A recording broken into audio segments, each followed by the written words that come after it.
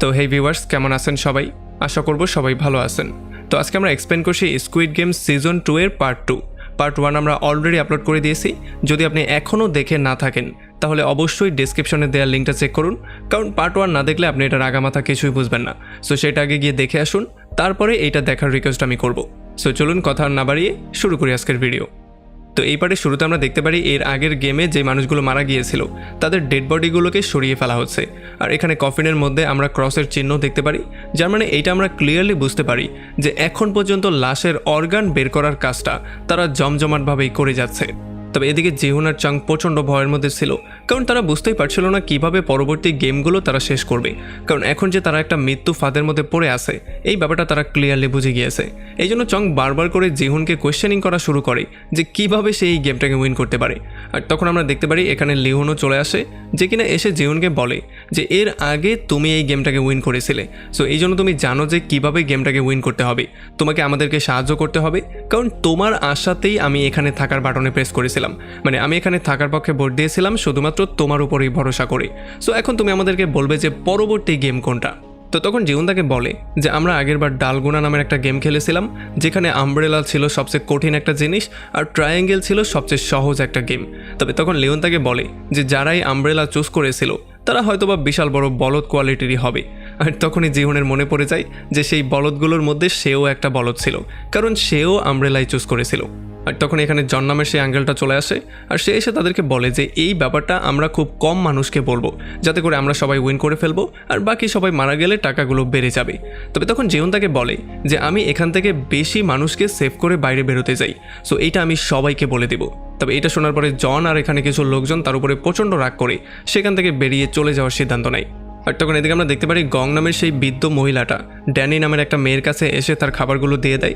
আর সে তাকে চুপি চুপি বলে যে তুমি যে প্রেগনেন্ট এই ব্যাপারটা আমি জেনে গিয়েছি, আসলে যদি তোমার কোনো সাহায্য লাগে তাহলে পরবর্তীতে তুমি আমাকে জানাতে পারো, কারণ ডেলিভারি করার নার্সের কাজও আমি অলরেডি করে এসেছি।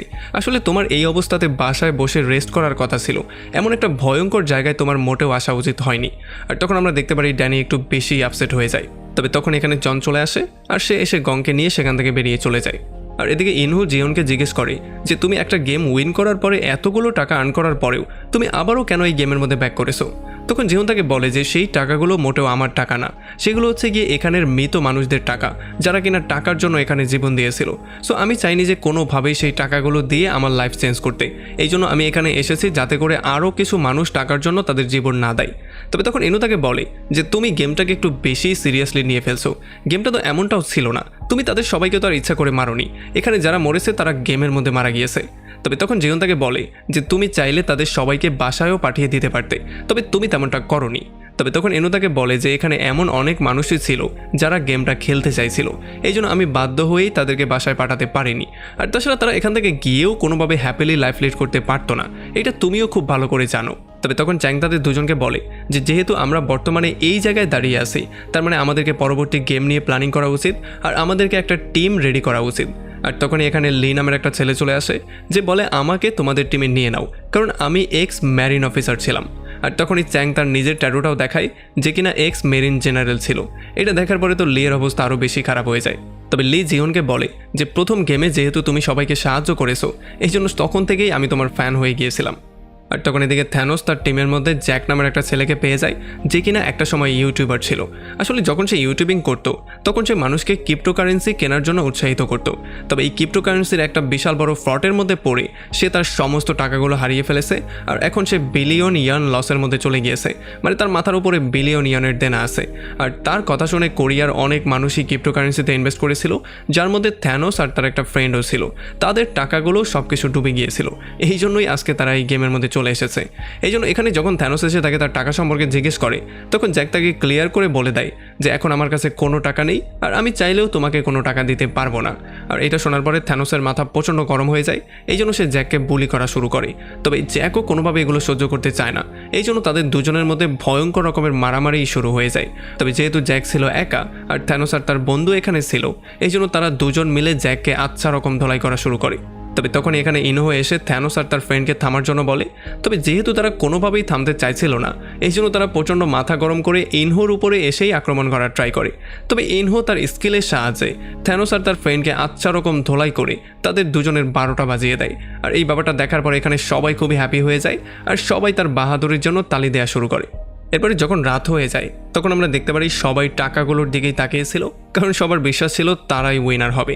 আর তখন ইনহো চলে আসে জিওনের সঙ্গে কথাবার্তা বলার জন্য। এখানে ইনহো এসে প্রথমেই তার কাছে মাপ চায়। সে বলে যে আমি তোমার সাথে অনেক রুড বিহেভ করেছিলাম, সো এই জন্য আমাকে মাফ করে দিও। তবে জিওনও তাকে বলে যে আমিও তোমার সাথে খুব ভালো একটা বিহেভ করিনি, সো এটা নিয়ে এত টেনশন করার কোনো কারণ নেই। তবে তখন ইনহো তার লাইফ সম্পর্কে তাকে বলা শুরু করে। সে বলে যে আমার ওয়াইফের বিশাল বড় একটা প্রবলেম হয়েছিল, মানে তার লিভার নষ্ট হয়ে গিয়েছিল। এই জন্য এটাকে ঠিক করতে অপারেশন করার জন্য অনেক টাকার দরকার ছিল, যেই জন্য আমি টাকা জোগাড় করার জন্য পাগলের মতো হয়ে গিয়েছিলাম। তবে পরবর্তীতে আমি জানতে পারি আমার ওয়াইফ প্রেগনেন্টও ছিল, এই জন্য আমি তাকে অ্যাবর্শন করার পরামর্শও দিই। তবে সে কোনোভাবেই অ্যাবর্শন করতে চাইছিল না। সে বলছিল অ্যাবর্শন করার চাইতে যদি আমি মরে যাই সেটাই আমার জন্য অনেক বেশি ভালো হবে। তবে আমি বুঝতেই পারছিলাম না এতগুলো টাকা আমি কোথা থেকে ম্যানেজ করব। আর তখনই একটা লোক আমাকে সেখানে সাহায্য করেছিল। তবে সবার মনে হয়েছিল আমি তার থেকে ঘুষ নিয়েছি, এই জন্য আমি যেখানে এতগুলো বছর ইমানদারির সাথে কাজ করেছিলাম সেখান থেকেও আমাকে বের করে দেওয়া হয়েছিল। সো এই জন্য ফাইনালি এই জায়গাটাই আমার কাছে বেস্ট মনে হয়েছে, কারণ আমার টাকার অনেক বেশি দরকার, কারণ আমি যেই কোনো ওয়েতে আমার ওয়াইফ আর আমার বাচ্চাকে সেভ করতে চাই। সো এই জন্য আমি নিজেই এই গেমের মধ্যে জয়েন করে নিয়েছি। আমি জানি যে তুমি যেটা চিন্তা করছো সেটাও ঠিক, মৃত্যুর খেলা দিয়ে টাকা কামানো একেবারেই উচিত না, তবে আমারও করার কিছু নেই। আর তখন এদিকে আমরা দেখতে পারি যখন কিছু গার্ড লাশদের থেকে অর্গান বের করার ট্রাই করছিল, তখন এখানে শুধুমাত্র তারা ভালো একটা অর্গানই পেয়েছিল আর বাকি সমস্ত অর্গানগুলো নষ্ট হয়ে গিয়েছিল। এই জন্য তারা যখন এটা নিয়ে ডিসকাশন করা শুরু করে তখন একটা গার্ড বলে যে এমনিতেই এই লাশগুলো এখানে অনেক দেরিতে পৌঁছেছে, তাছাড়া কেউ একজন হেডশট দিয়ে তাদের সবাইকে তখনই মেরে ফেলেছিল, যেই জন্য খুব দ্রুতই তাদের অর্গানগুলো নষ্ট হয়ে গিয়েছিল। এই জন্য তারা নিজেদের মধ্যে কথাবার্তা বলে তাদের বস ব্ল্যাক মার্কসের সাথে কথাবার্তা বলা শুরু করে। আসলে ব্ল্যাক মার্কস হচ্ছে গিয়ে এখন এখানে তাদের লিডার। এই জন্য ব্ল্যাক মার্কস এই ব্যাপারটা বের করার ট্রাই করে যে কোন বেইমান তাদের লস করার ট্রাই করছে, মানে কে হেডশট করছিল। আর যখন তারা ভালো করে সিসিটিভি ফুটেজগুলোকে চেক করে তখন তারা জানতে পারে সমস্ত হেডশটগুলো করেছিল নাম্বার 11। এরপরে যখন ব্ল্যাক মার্কস মেয়েকে ডেকে নিয়ে আসে তখন ব্ল্যাক মার্কসের বলাতে মেয়ে তার ফেসটাকে শো করে। এরপরে ব্ল্যাক মার্কস তাকে জিজ্ঞেস করে যে তুমি আমার লস কেন করতে যাচ্ছ, তুমি হেডশট দিয়ে সবাইকে সেখানেই কেন মেরে ফেলছো। তখন মেয়ে তাকে বলে যে কারণ সেই সমস্ত মানুষগুলো তখনও জীবিত ছিল, এই জন্য বাধ্য হয়ে হেডশট দিয়ে তাদেরকে আমার মারতে হয়েছে। তবে তখন ব্ল্যাক মার্কস তাকে বলে যে তোমাকে আমি কোরিয়ার পাশে খুবই আহত অবস্থায় পেয়েছিলাম আর আমি তোমাকে সেভ করে নতুন একটা জীবন দিয়েছি। আমি জানতাম যে তুমি একটা ভয়ঙ্কর স্নাইপার ছিলে আর এই স্নাইপার হওয়ার দক্ষতাকে কাজে লাগিয়ে তুমি নর্থ কোরিয়ার একটা বিশাল বড় আর্মির টিমকেই শেষ করে দিয়েছিলে। তবে এই ফাইটিংয়ের মধ্যে তুমি নিজেও অনেকটা আহত হয়ে গিয়েছিলে, পরবর্তীতে তোমাকে নতুন জীবনটা আমি দিয়েছিলাম। আর আমি এইটাও খুব ভালো করে জানি যে তুমি নর্থ কোরিয়া সেই ফাইটের মধ্যে তোমার মেয়েকেও হারিয়ে ফেলেছিলে। তবে তখন মেয়ে তাকে বলে যে মানুষদেরকে মারার কাজটা আমাকে ফাস্টম্যান দিয়েছে। তবে ব্ল্যাক মার্কস তাকে বলে যে ফাস্টম্যান এখন আর কিছুই জানতে পারবে না, কারণ আমার এই টিমটা আগের টিমের চেয়ে অনেক বেশি শক্তিশালী। তবে তখন মেয়ে তাকে বলে যে আমাকে ফাস্টম্যান এটা ক্লিয়ার করে বলে দিয়েছে যে আমাকে এখানে পৃথিবীর সবচেয়ে জঘন্য এবং আবর্জনাগুলোকে মারার কাজ দেয়া হবে, আর আমি আমার কাজটা ইমানদারির সঙ্গেই করছি।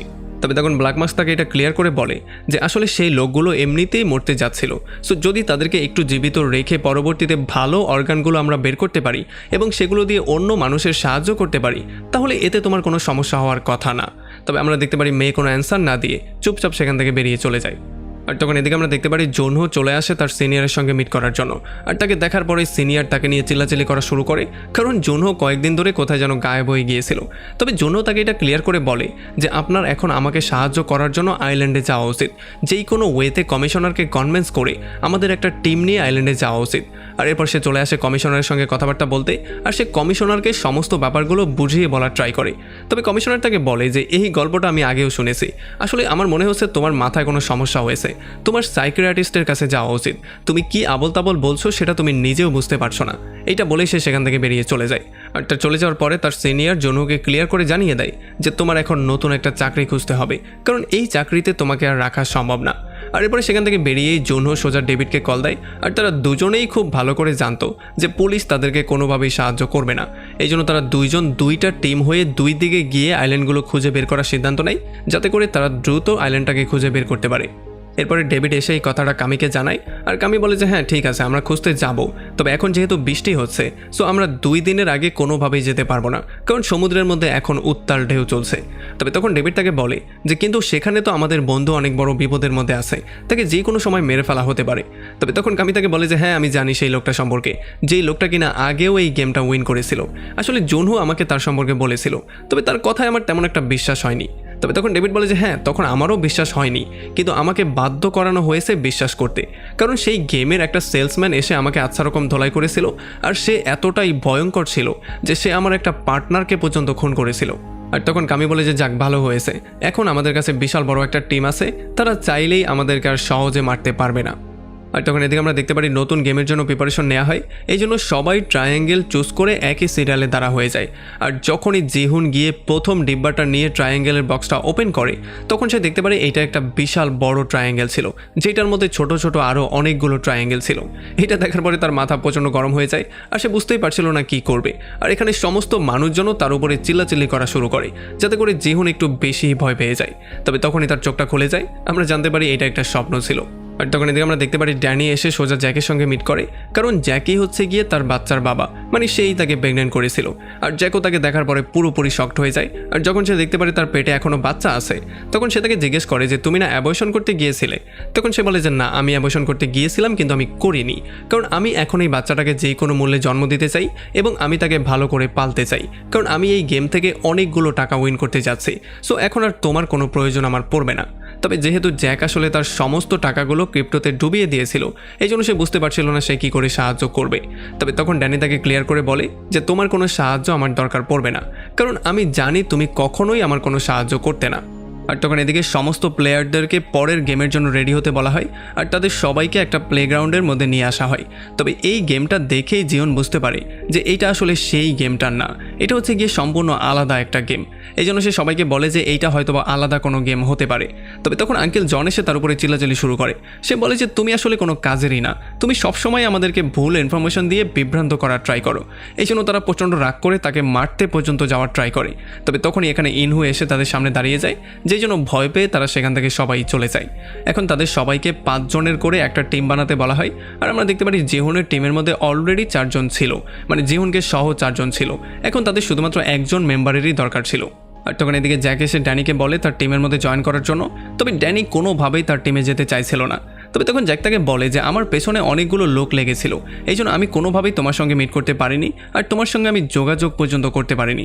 তবে তখন ড্যানি তাকে বলে যে আমি কোনোভাবেই তোমার সঙ্গে আর কোনো সম্পর্ক রাখতে চাই না।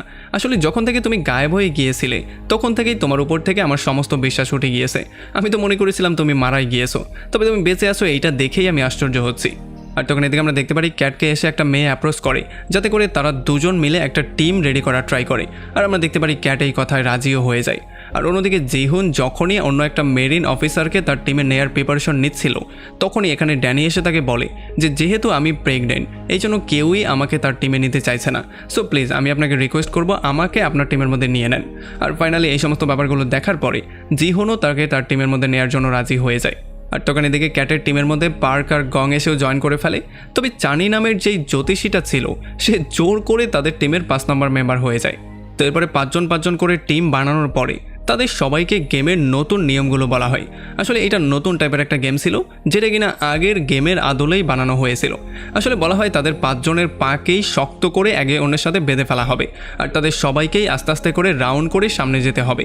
আর প্রত্যেক 10 মিটার পরেই তাদের সামনে নতুন করে একটা গেম থাকবে। এমন করেই তাদের সামনে 5টা গেম থাকবে, আর 5টা গেমকে তাদের একজন করে গিয়ে কমপ্লিট করতে হবে। আর যখনই তারা কমপ্লিট করে সার্কেলটা পূরণ করে ফেলবে, তখনই তারা গেমটা উইন করে ফেলবে। আর এগুলো শোনার পরে প্রত্যেকটা টিম মেম্বাররা ডিসকাশন করা শুরু করে যে কে কোন গেমটা এক্সপার্ট আর কে কোন গেমটা উইন করতে পারবে। তেমন করেই তারা গেমটার খেলার প্রিপারেশন নেওয়া শুরু করে। এরপরে যখনই গেমটা শুরু করে দেয়া হয়, তখন প্রথম টিম এখানে খেলার জন্য রেডি হয়েছিল, আর তাদের সামনে অন্য একটা টিমও খেলার জন্য রেডি হয়েছিল। আসলে 2টা টিম 2 দিক থেকে এই গেমটা খেলবে। এখানে প্রথম টিমই সেই কার্ড গেমটা খেলে প্রথমবারেই গেমটা উইন করে ফেলে। আর এরপর তারা সামনের গেমটা খেলার জন্য যায়, যেখানে অন্য টিমটা এখনও কার্ড গেমের মধ্যেই আটকা পড়েছিল। তবে এরপরে যখন প্রথম টিম একটা স্টোনের গেম খেলার ট্রাই করে, তখন তারা প্রথমেই এটা মিস করে ফেলে। আর এখন তাদের সবাইকে একসাথে গিয়ে সেই স্টোনটা আনতে হবে, আর এটা খুবই রিস্কি একটা কাজও ছিল। তবে কোনো রকমে সেই স্টোনটা এনে তারা পরবর্তীতে এই গেমটাকে উইন করে ফেলে। আর 3 নম্বর গেমের মধ্যে তাদেরকে মার্বলের মতো করে হাতের উল্টা পাশের সমস্ত জিনিসগুলো নিয়ে সেগুলোকে আবারও একসাথে ক্যাচ করতে হতো। আর তাদের একটা মেয়ে ছিল, যেই মেয়েটা খুব সহজেই এই কাজটাকে করে ফেলে। এই জন্য তারা 3 নম্বর গেমটা উইন করে ফেলে আর পরবর্তী গেম খেলার জন্য যাওয়া শুরু করে। এরপরে 4 নম্বর গেমের মধ্যে তাদেরকে একটা লাটিমের মতো জিনিস দেয়া হয়, যেটাকে তাদেরকে ঘোরাতে হবে। যদিও প্রথমবার তারা এটাকে ঘোরাতে ফেল হয়ে যায়, কিন্তু পরবর্তীতে তারা খুব সহজেই এই লাটিমটা ঘুরিয়ে ফেলে, যেই জন্য তারা 4 নম্বর গেমটা উইন করে ফেলে। তবে দ্বিতীয় টিমটা এখন পর্যন্ত 2 নম্বর গেমের মধ্যেই আটকা পড়েছিল, আর তখন এখানে সময় শেষ হয়ে যায়, এই জন্য তাদেরকে শ্যুট করে মেরে ফেলা হয়। আর যেহেতু প্রথম টিমটাও 4 নম্বর গেমের মধ্যেই ছিল, এই জন্য তাদেরকেও শ্যুট করে মেরে ফেলা হয়। এখন যেহেতু প্রথম রাউন্ডের মধ্যে প্রথম 2টা টিমকেই মেরে ফেলা হয়েছে, এই জন্য তারা সবাই প্রচণ্ড ভয়ের মধ্যে চলে যায়। তারা বুঝতেই পারছিল না এখন তাদের সঙ্গে কি হবে, কারণ আগে তো একটা টিম জিততো আর একটা টিম হারতো, কিন্তু এখানে 2টা টিমই একসাথে হেরে গিয়েছিল। আর এগুলো দেখার পরে থ্যানোসের অবস্থা প্রচণ্ড খারাপ হয়ে গিয়েছিল, এই জন্য সে একটা নেশার ওষুধই খেয়ে ফেলে। আর তখন তার পাশের জন তাকে বলে যে প্লিজ আমাকেও একটা নেশার ওষুধ দিয়ে দেন, কারণ আমারও হাত পা কাঁপছে। এই জন্য সেও তাকে একটা নেশার ওষুধ দিয়ে দেয়, আর এটা খাওয়ার পরে তার মধ্যেও একটা জোশ চলে আসে। এখন এই গেমের মধ্যে যে সমস্ত লোকগুলো মারা গিয়েছে তাদের লাশগুলো বক্সের মধ্যে ভরে নিয়ে যাওয়া হচ্ছিল। তবে এখানে একটা লোক ছিল যে এখনও মারা যায়নি, মানে সে এখনও জীবিত ছিল। এই জন্য তাকে একটা বক্সের মধ্যে ভরে তার বক্সের উপরে ক্রস দিয়ে একটা চিহ্ন আঁকা হয়, যাতে করে বোঝা যায় যে তার অর্গানগুলো তারা সামনে গিয়ে বের করবে। তবে তখন এখানে মেয়ে চলে আসে, যে কিনা এসেই তাকে হেডশট দিয়ে সেখানে মেরে ফেলে। আর এই ব্যাপারটা দেখার পরে ব্ল্যাক মার্কসের যতগুলো গার্ড এখানে ছিল তারা সবাই প্রচণ্ড রাগ করে মেয়ের উপরে। আর আমরা দেখতে পারি ব্ল্যাক মার্কসও ক্যামেরার মাধ্যমে এই সমস্ত ব্যাপারগুলো দেখছিল। আর এরপর আমরা দেখতে পারি ক্যাটের টিমের পালা ছিল, কিন্তু এখানে সবাই প্রচণ্ড ভয়ের মধ্যে ছিল। যদিও গং আর পার্ক তাদের সবার সাথে কথাবার্তা বলে তাদের শান্ত করার ট্রাই করছিল, তবে কেউই কোনোভাবে শান্ত হতে পারছিল না। আর তখন ক্যাট তাদের সবাইকে উৎসাহ দিয়ে বলে যে যেই কোনো ওয়েতে গেমটা আমরা জিতেই ছাড়বো। এরপরে যখন তারা প্রথম গেমটা খেলতে সামনে যায়, তখন ম্যাডি নামের মেয়েটা কোনোভাবেই কার্ডটাকে উল্টাতে পারছিল না। এই জন্য ক্যাটটাকে পরামর্শ দিয়ে বলে কার্ডটাকে উল্টো করো, যাতে তুমি নিচের কার্ডটাকে সহজেই উল্টে ফেলতে পারো। আর যখনই সে এমনটা করে তখনই কার্ডটা সহজেই উল্টে যায়। এরপরে দ্বিতীয় গেমের মধ্যে পার্ক সেই পাথর গেমটা খেলে, তবে প্রথমবার সে ফেল করে ফেলে। তবে ক্যাট তাদের সবাইকে শান্ত থাকার পরামর্শ দেয়, আর ধীরে সুস্থে সামনে গিয়ে তারা সেই পাথরটা নিয়ে আবারও ব্যাক করে। আর এইবার গং পার্কে বলে যে তুমি সেই শত্রুদের কথা মনে করো যারা তোমার টাকাগুলোকে লুট করেছিল। এই জন্য যখন পার্ক সেগুলো মনে করে পাথরটাকে মারে, তখন এই গেমটা তারা উইন করে ফেলে। এরপরে 3 নম্বর গেমের মধ্যে গংকে মার্বেলের মতো করে সেই গেমটা খেলার কথা ছিল, মানে তাকে সবগুলো একসাথে হাতে ক্যাচ করতে হতো। তবে সে কোনোভাবে এটা করতে পারছিল না। এই জন্য পার্ক তার মাকে বলে যে মা, তুমি সেই মেয়েটার কথা মনে করো যেই মেয়েটার জন্য আমার বাবা তোমাকে ছেড়ে দিয়ে চলে গিয়েছিল। এই জন্য প্রচণ্ড রাগ করে যখন সে সেগুলো মনে করে গেমটাকে প্লে করে, তখন সে একবারেই 5টাকে ক্যাচ করে ফেলে, মানে এই গেমটাও তারা উইন হয়ে যায়। এরপরে 4 নম্বর গেমের মধ্যে চানি নামের সেই জ্যোতিষীকে লাটিমটাকে যে কোনো ওয়েতে ঘোরাতে হতো। তবে সে এত বেশি ভয়ের মধ্যে ছিল যে সে লাটিমের সুতাটা ঠিকমতো পেঁচাতেই পারছিল না। তবে যখনই ক্যাট তাকে সাহায্য করতে যায়, তখন চানি তার উপরেই চেল্লাচেল্লি শুরু করে। আসলে সে কারো সাহায্যও নিতে চাইছিল না, আর সে ভয়ের মধ্যে এতটাই ভেঙে পড়ে যে সে কান্নাকাটি পর্যন্ত করা শুরু করে। সে বলে যে আমরা এখন সবাই এখানে মরতে যাচ্ছি। তবে তখন ক্যাট তার গালের মধ্যে অনেকগুলো চড় মেরে দেয়, আর এরপর সে তাকে বলে যে যেই কোনো ওয়েতে তুমি এখন এটা করবে, আর নয়তোবা আমি এখন তোমাকে মেরে ফেলবো। আর এই জন্য প্রচণ্ড ভয়ের মধ্যে যখন সে লাটিমটাকে ঘোরানোর জন্য মারে, তখন কোনো রকমের লাটিমটা ঘুরে যায়, আর তারা এই গেমটা উইন করে ফেলে। আর তাদের এই উইন দেখার পরে আমরা দেখতে পারি এখানে সবাই খুবই হ্যাপি হয়ে যায়, সবাই সেলিব্রেট করা শুরু করে। এরপরে 5 নম্বর গেমের মধ্যে তাদেরকে ফুটবলের মতো করে একটা গেম প্লে করতে হতো, যেখানে 5 বার তাদেরকে এটাকে উল্টাতে হতো। আর তখন ক্যাট তাদের সবাইকে বলে অন্যদিকে ঘোরার জন্য, যাতে করে কেউ তার দিকে না তাকায়। আর যখন সবাই অন্যদিকে ঘুরে, তখন সে একবারেই 5 রাউন্ড কমপ্লিট করে ফেলে। এটা দেখার পরে সবাই প্রচণ্ড হ্যাপি হয়ে যায়, আর সবাই এটাকে নিয়ে সেলিব্রেট করা শুরু করে, কারণ প্রথম কোনো টিম এই গেমটাকে পাস করেছিল। তার মানে তারা বুঝতে পেরেছিল হয়তোবা তারাও পাস করতে পারবে, মানে এটা তাদের জয় হিসেবেই তারা উদযাপন করছিল। আর আমরা দেখতে পারি সময় থাকতে থাকতেই ক্যাট আর তার পুরো টিম সার্কেলটাকে কমপ্লিট করে এই গেমটাকে কমপ্লিট করে ফেলে। তো এবারে এমন করে করেই প্রত্যেকটা টিম গেম খেলা শুরু করে, অনেকগুলো টিমই গেমটাকে উইন করা শুরু করে। তবে দুর্ভাগ্যবশত কিছু টিম গেমটা হেরে যায় আর তাদের সবাইকে মেরে ফেলা হয়। আর এমন করে লাস্টে চলে আসে জিহুনের টিমের পালা। তবে এখানে যখন জিহুন দাঁড়িয়েছিল, তখন সে সামনের টিমকে প্রথমেই অল দ্য বেস্ট বলে, যাতে করে তারা 2টা টিমই একসাথে উইন করতে পারে। তবে তখন ইনহো জিহুনকে বলে যে যেহেতু তুমি হচ্ছে একজন চ্যাম্পিয়ন, সো এই গেমটা আমরা যেই কোনো ওয়েতে উইন করেই ছাড়বো। এরপরে যখনই তারা প্রথম গেমটা খেলতে যায়, তখন ড্যানি প্রথমবারেই কার্ডটাকে উল্টে ফেলে আর গেমটা উইন করে ফেলে। আর যখন দ্বিতীয় গেমের কাছে যায়, তখন চ্যাং একবারেই পাথরের গেমটাকে উইন করে ফেলে। আর 3 নম্বর গেমের মধ্যে সেই মার্বেলের গেমটা লি একবারেই পুরোটা কমপ্লিট করে ফেলে। আসলে যেহেতু এই গেমটা মেয়েদের গেম ছিল, এই জন্য লি তাদের সবাইকে বলে যে আমি ছোটোবেলা থেকে আমার বোনদের সাথে এই গেমটা খেলছি, সো এটাতে আমি এক্সপার্ট হয়ে গেছি। এরপরে যখন তারা 4 নম্বর গেমের মধ্যে যায় তখন ইনহুকে সেই লাটিমটাকে ঘোরাতে হতো আর তাদের কাছে এখন অনেকটা সময় বাকি ছিল।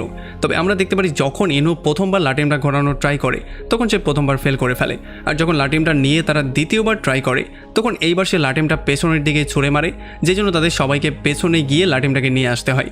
তবে এরপরে যখন 3 নম্বর বার সে ট্রাই করে তখন 3 নম্বর বারও সে ফেল করে। এই জন্য ইনহু প্রচণ্ড ভয় পেয়ে যায় আর সে নিজেকে চর মারা শুরু করে, মানে সে সমস্ত দোষ নিজেকে দেয়া শুরু করে।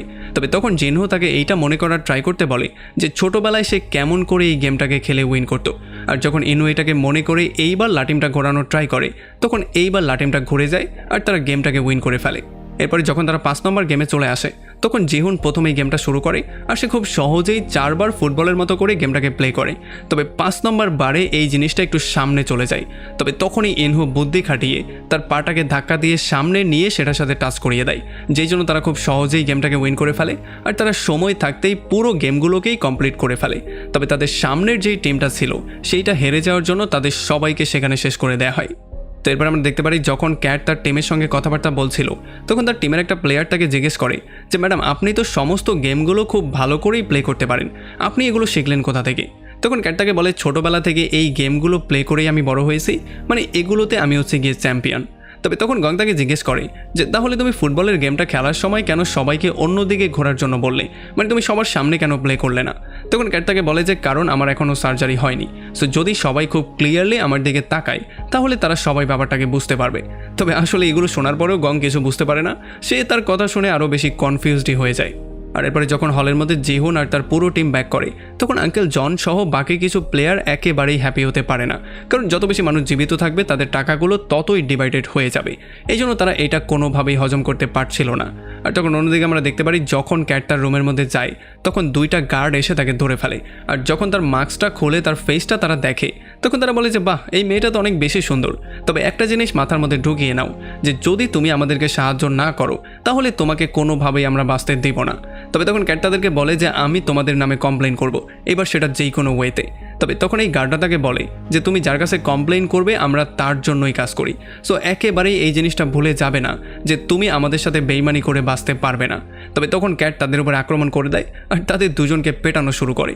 তবে যেহেতু তারা 2 জন ছিল এই জন্য তারা ক্যাটকে ধরেই আচ্ছা রকম ধোলাই করা শুরু করে, তার মুখের মধ্যে তারা একটা দাগও দিয়ে দেয় আর তাকে থ্রেট করে এইটা বলে চলে যায় যে যদি তুমি আমাদেরকে সাহায্য না করো তাহলে পরবর্তীতে তোমাকে রেপ করে আমরা তোমার জীবনটাই নষ্ট করে দেব, তাছাড়া তোমাকে মেরেও ফেলতে পারি। আর তখন এদিকে আমরা দেখতে পারি যখন জিহুনের টিম কথাবার্তা বলছিল তখন তারা ড্যানিকে জিজ্ঞেস করে তার কোনো সমস্যা হয়েছে কিনা। তবে ড্যানি বলে যে না আমার কোনো সমস্যা হয়নি আর আপনারা সবাই খুবই ভালো মানুষ। তবে তখন তারা ড্যানির কার্ড গেম প্লে করা নিয়ে প্রশংসা করা শুরু করে আর আমরা দেখতে পারি তারা সবাই একে অন্যের ফ্যান হয়ে গিয়েছিল। তো এরপর এখানে গার্ড চলে আসে আর গার্ড তাদের সবাইকে বলে যে দ্বিতীয় গেমের মধ্যে 110 জন প্লেয়ার মারা গেছে আর এখন 255 জন প্লেয়ার জীবিত আছে, সো যদি তোমরা এখান থেকে সবাই চলে যাওয়ার সিদ্ধান্ত নাও তাহলে এখন তোমরা 78 মিলিয়ন ইয়ান করে পেয়ে যাবে। তবে তখন আমরা দেখতে পারি এখানে সবাই বলা শুরু করে যে এখানে অনেক কম টাকা আর তারা গার্ডদের উপরেও ব্লেম করা শুরু করে। তারা বলে যে তোমরা ঠিকমতো ক্যালকুলেশনই করনি। আর এই সমস্ত ব্যাপারগুলো দেখার পরে জিহুন অনেক বেশি আপসেট হয়ে যায়। তবে তখন গার্ডরা তাদেরকে ক্লিয়ার করে বলে যে আমাদের ক্যালকুলেশন একেবারেই পারফেক্ট আছে, তবে এখন তোমরা এই সিদ্ধান্ত নিবে ভোটিংয়ের মাধ্যমে যে তোমরা এই টাকাগুলো নিয়ে বাসায় ব্যাক করবে নাকি তোমরা আরও টাকার জন্য গেমটাকে কন্টিনিউ করার সিদ্ধান্ত নিবে। এখন ভোটিংয়ের আগে জিহুন তার পুরো টিমকে বলে যে তোমরা এখন গেম না খেলার পক্ষে ভোট দিবে আর বাইরে বের হওয়ার পরে তোমাদের সবাইকে যার যার ভাগের টাকা আমি দিয়ে দেবো। আর এই জন্য তার পুরো টিম না ভোট দেওয়ার জন্য রাজি হয়ে যায়।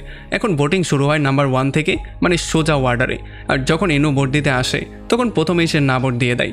আর তখন এদিকে আমরা দেখতে পারি গং তার ছেলে পার্কে বলে যে আমাদের 2 জনের ভাগে যতগুলো টাকা পড়বে সেগুলো দিয়ে তোমার সমস্ত দেনা শোধ হয়ে যাবে, সো তুমি গিয়ে না ভোট করো যাতে করে আমরা এখান থেকে বেরিয়ে যেতে পারি। তবে আমরা দেখতে পারি পার্ক সেখানে গিয়ে হ্যাঁ ভোট দেয়, যেই জন্য অনেকেই পুরোপুরি শক্ট হয়ে যায়। আর এইটার কারণটা কী ছিল সেটা আমরা একটু সামনেই জানবো। তো এরপর এক এক করে সবাই ভোট দেওয়া শুরু করে। তবে আমরা দেখতে পারি এখনও এমন কিছু মানুষজন ছিল যারা এই গেমটাকে আরও কন্টিনিউ করতে চাইছিল, মানে টাকার জন্য তারা যেই কোনো কিছু করতে রাজি ছিল। আর এই সমস্ত ব্যাপারগুলো দেখার পরে জিহুন আর ইনহু তাদের উপরে প্রচণ্ড রাগ করে আর তাদের উপরে চিল্লাচিল্লি শুরু করে। ইনহু তাদের সবাইকে বলে যে এতগুলো মানুষের মৃত্যুর পরেও তোমরা এখন পর্যন্ত গেমটাকে কন্টিনিউ করতে চাও, তোমরা কি মানুষ নাকি অমানুষ? যদি তোমরা এখনও গেমটাকে কন্টিনিউ করার সিদ্ধান্তই নাও তাহলে তোমরা এখান থেকে আর একজনও জীবিত বেরিয়ে যেতে পারবে না। তবে তখনই জন নামের সেই আঙ্কেলটা তাদের সবাইকে বলে যে আমার মাথায় অনেক দেনার চাপ, সো এত কম টাকায় তো আমার তেমন কিছুই হতে যাচ্ছে না। আর আমার মনে হয় এখানে বাকি সবার মাথার উপরেও এমন দেনার চাপ আছে। আর যেহেতু প্রত্যেকটা গেমের পরে টাকার পরিমাণ বেড়ে যাচ্ছে, সো আমরা এর পরের গেমটা খেলে আরও বেশি টাকা উইন করে বেরিয়ে চলে যাব। আর এখানে একটা লোক বলে যে যদি আমি টাকা ছাড়া এখান থেকে বাইরে যাই তাহলে আমাকে এমনিতেই মেরে ফেলা হবে, সো আমাকে যেই কোনো ওয়েতে গেমটাকে খেলতেই হবে। আর তখন আমরা দেখতে পারি জনও তাদের সবাইকে সাপোর্ট করা শুরু করে। সে বলে যে আমরা পরবর্তী গেমটা খেলে আরও কিছু টাকা উইন করে এখান থেকে যাওয়ার চিন্তা করব। আর তাছাড়া এখন মাত্র অর্ধেক মানুষই মারা গিয়েছে, আর বাকি অর্ধেক যদি মারা যায় তাহলে আমরা আরও বেশি টাকা পাবো, সো আমাদেরকে বাড়ি যাওয়ার চিন্তা একটু পরেই করা উচিত। আর এটা নিয়ে আমরা দেখতে পারি একটা হট্টগোল শুরু হয়ে যায়। আর এখানে বেশি মানুষজনই গেম খেলার পক্ষে ভোট দেওয়ার সিদ্ধান্ত নেয়।